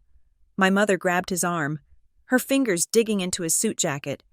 "Furthermore," the judge continued, "I am ordering the plaintiff, and by extension, the funding party, Richard Gibson, to pay all legal fees incurred by the defense, every single cent, and given the malicious nature of this filing, I am inviting Ms. Kessler to file a motion for punitive damages." He looked at my father one last time. "You wanted to teach your daughter a lesson about debt, Mr. Gibson? I suspect you are about to learn a very expensive one yourself." The judge banged his gavel. It was a loud, definitive crack that echoed through the room like a gunshot. "Court is adjourned." The room erupted. Reporters jumped up, rushing toward the aisle. The bailiff moved to open the side door. I sat still for a moment. The adrenaline that had been holding me upright began to recede, leaving behind a profound exhaustion, but beneath the tiredness, there was something else. It was lightness.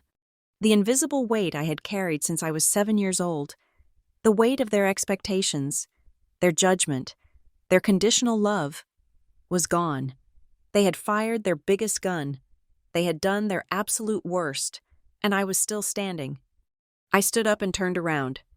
Gavin was sitting with his head on the table. Mr. Sterling was packing his briefcase with frantic speed, trying to escape before the reporters could corner him.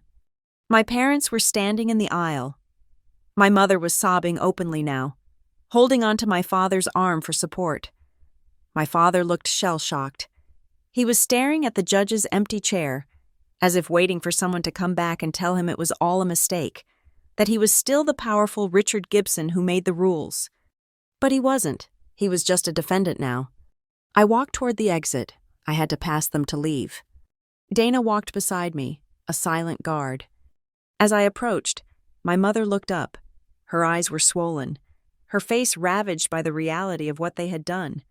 "Avery," she whispered. Her voice was broken. "Avery, please." I stopped. I looked at her. I looked at the woman who had wiped blood off my knee and told me to smile. I looked at the woman who had stolen my client list to help destroy me. I didn't feel anger anymore. I didn't feel hate. I felt a distant, cool pity. It is over. Mother, I said. My voice was steady. You wanted a verdict. You got one. Avery, my father croaked. He reached out a hand, as if to grab my arm. We need to talk. We need to fix this. The press. I stepped back, out of his reach. No, I said, we don't need to talk. You need a criminal defense attorney. I turned my back on them. I walked down the aisle, past the reporters, past the staring strangers. I pushed open the heavy oak doors and stepped out into the hallway. The air out there was different. It didn't smell like old paper and fear. It smelled like the rest of my life. Dana put a hand on my shoulder. You okay? She asked. I took a deep breath. I am better than okay. I said, I am free. But the story wasn't quite done. There was one last thing to do, one final seal to place on the tomb of the past. A reporter was waiting by the exit, not a tabloid hack, but a journalist from the Providence Journal whom I respected. He had been watching the trial from the back row.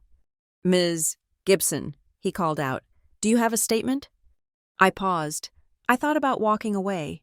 Silence had always been my defense, but silence was what had allowed them to control the narrative for so long. I stopped and turned to him. Yes, I said, I have a statement. I looked back at the courtroom doors, where my family was still trapped inside with the wreckage of their own arrogance. Write this down. I told him. The truth is the only legacy that matters, and today, the truth won. I turned and walked out into the sunlight.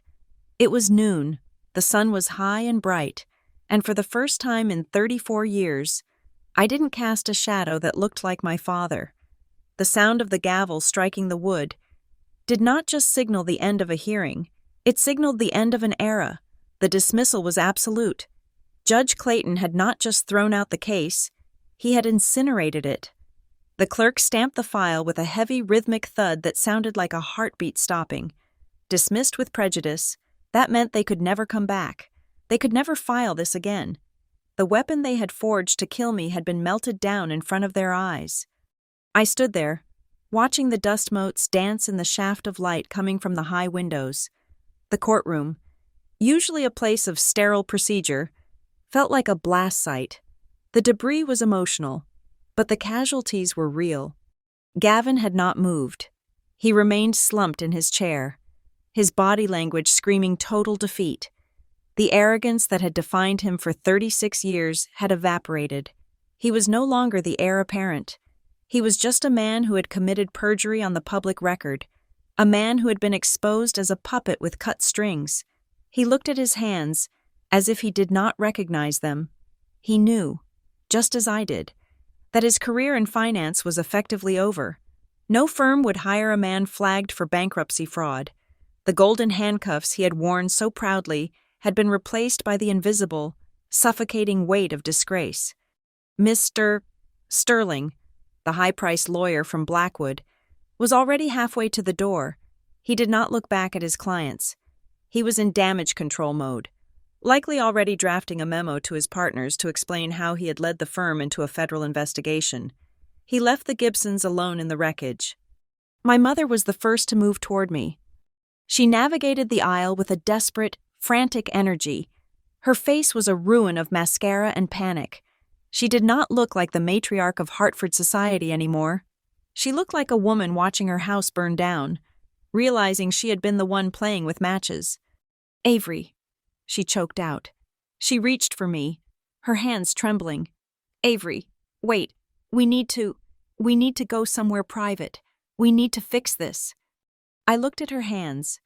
They were the same hands that used to brush my hair, the same hands that had signed checks for my tuition, and the same hands that had typed the email stealing my client list. There is nothing to fix, I said. My voice was calm, devoid of the anger I expected to feel. It was the calm of a surgeon who has removed a tumor. The operation was a success. The patient would live, but the tissue that was cut away was dead. Please, she begged, tears streaming down her face. She looked at the reporters gathering near the exit. Think of the family. Think of your father. He made a mistake. But he did it because he was worried. We can issue a joint statement. We can say it was a misunderstanding. I looked over her shoulder at my father. Richard Gibson was standing by the railing. He looked old. The vitality that fueled his narcissism had been drained away by the judge's condemnation. He met my gaze, and for a second, I saw him try to summon the old glare, the look that used to make me freeze. But it wasn't there. There was only fear. He was terrified of the investigation the judge had ordered. He was terrified of the audit. He was terrified of the world seeing him as a fraud. He didn't say a word. He couldn't. He knew I held all the cards now. I looked back at my mother. "You are right," I said softly. "I am thinking of the family, my family, the one I built with Noah, the one you tried to destroy." I stepped back, creating a physical boundary between us. "You do not get to ask for a joint statement. Mother, you do not get to control the narrative anymore. The misunderstanding was yours. You thought I was weak. You thought I would fold. You were wrong." I turned to Dana. Dana was standing by the table, packing her briefcase. She snapped the lock shut and looked at me. There was no triumphant smile on her face, only the grim satisfaction of a soldier who has done her job. She reached into her leather bag and pulled out a thick blue folder. She held it out to me. "This is it," she said. "The civil complaint, abuse of process, malicious prosecution, defamation, tortious interference." I looked at the folder. Inside those pages was the ability to strip my parents of the one thing they valued more than me: their money, the damages we could claim for the reputational harm, the legal fees, and the emotional distress would be in the millions. It would decimate the trust. It would force them to sell the house in the West End. It would leave them with nothing but their pride, which was already worthless. My mother saw the folder. Her eyes widened in horror. "Avery, no," she whispered. "You wouldn't. We are your blood." I took the folder from Dana. It felt heavy, but not like a burden. It felt like a shield. I looked at my mother one last time. "Blood is biology," I said. "Loyalty is a choice. You made yours. Now I am making mine." I did not hand the folder back to Dana to file immediately. I held it at my side. I wanted them to know that I had the power to finish them. I wanted them to live with the sword hanging over their heads, knowing that at any moment I could cut the thread. "Let's go," I said to Dana. We walked toward the heavy double doors. The reporters were waiting. The cameras were waiting. But as I walked past Gavin, I stopped. He didn't look up. "Gavin," I said. He flinched. "I hope it was worth it." I said, "I hope the approval you were trying to buy was worth the price you are about to pay." He didn't answer. He just covered his face with his hands. I pushed the doors open and stepped out of the courtroom. The transition was jarring. Inside, the air had been thick with tension and lies. Outside, in the main hallway of the federal building, the sunlight was streaming through the atrium glass, blinding and pure. I took a deep breath. My lungs expanded fully for the first time in weeks. The constriction in my chest, the constant, low-level hum of anxiety that had been the soundtrack of my life since childhood, was gone. I felt light. I didn't feel happy. Exactly. Happiness implies a presence of joy. This was the absence of pain. It was the feeling of taking off a backpack filled with rocks that you had been carrying for 30 years. Noah was waiting by the security checkpoint. He saw me, and he didn't ask what happened. He saw the way I was walking, head high, shoulders back, and he knew. He rushed forward and wrapped his arms around me. I buried my face in his shoulder, smelling the familiar scent of his laundry detergent, the scent of my real home. "It is over," I whispered into his coat. "I know," he said, holding me tighter. "I know." Dana cleared her throat gently. "Avery," she said, "we have company." I turned. A small group of reporters had gathered near the exit. Among them was the journalist from the Providence Journal, the one I had spoken to briefly before. He looked respectful, waiting for a signal. My instinct was to run. My instinct was to hide, to go back to my quiet life and pretend this never happened. That was what the old Avery would have done. But hiding was what my parents did. Hiding was what allowed the rot to spread. I nodded to the journalist. He stepped forward. "Ms. Gibson," he asked. His recorder held out. The judge used very strong language in there. He called this a weaponization of the court. "Do you have any comment on the outcome?" I looked at the microphone. I thought about the headline that would run tomorrow. I thought about the people in Providence who had whispered about my business. I needed to speak to them. I needed to clear my name. Not with a whisper, but with a roar. "Yes," I said. My voice was steady. It did not shake. I looked directly at the journalist. For a long time, I thought that success meant fitting into a mold that other people built for you. I thought that family meant enduring abuse in the name of loyalty. Today, the court confirmed what I have known for a long time. You cannot build a future on a foundation of lies. My company is strong because it is honest, and I'm standing here because I refuse to be bullied into silence. I paused, thinking of the blue folder in my hand. Justice is not just about winning, I said. It is about the truth. And the truth is, I do not owe my parents anything, not my money, not my career, and certainly not my silence. The journalist nodded, scribbling furiously. "And what about the future?" he asked.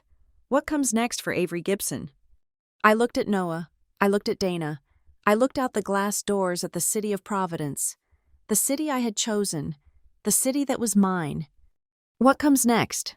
I said, a small, genuine smile touching my lips, "is that I go back to work. I have a business to run. And for the first time, it is entirely 100% mine." I turned and walked through the revolving doors, out into the fresh air. The wind was cool on my face.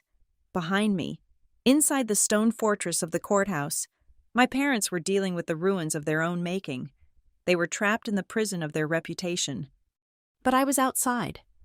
I walked down the steps, the sound of my heels clicking on the pavement. I didn't look back. There was no need. The rearview mirror was broken, and the road ahead was wide open. Thank you so much for listening to this story. It was a journey into the dark side of family expectations.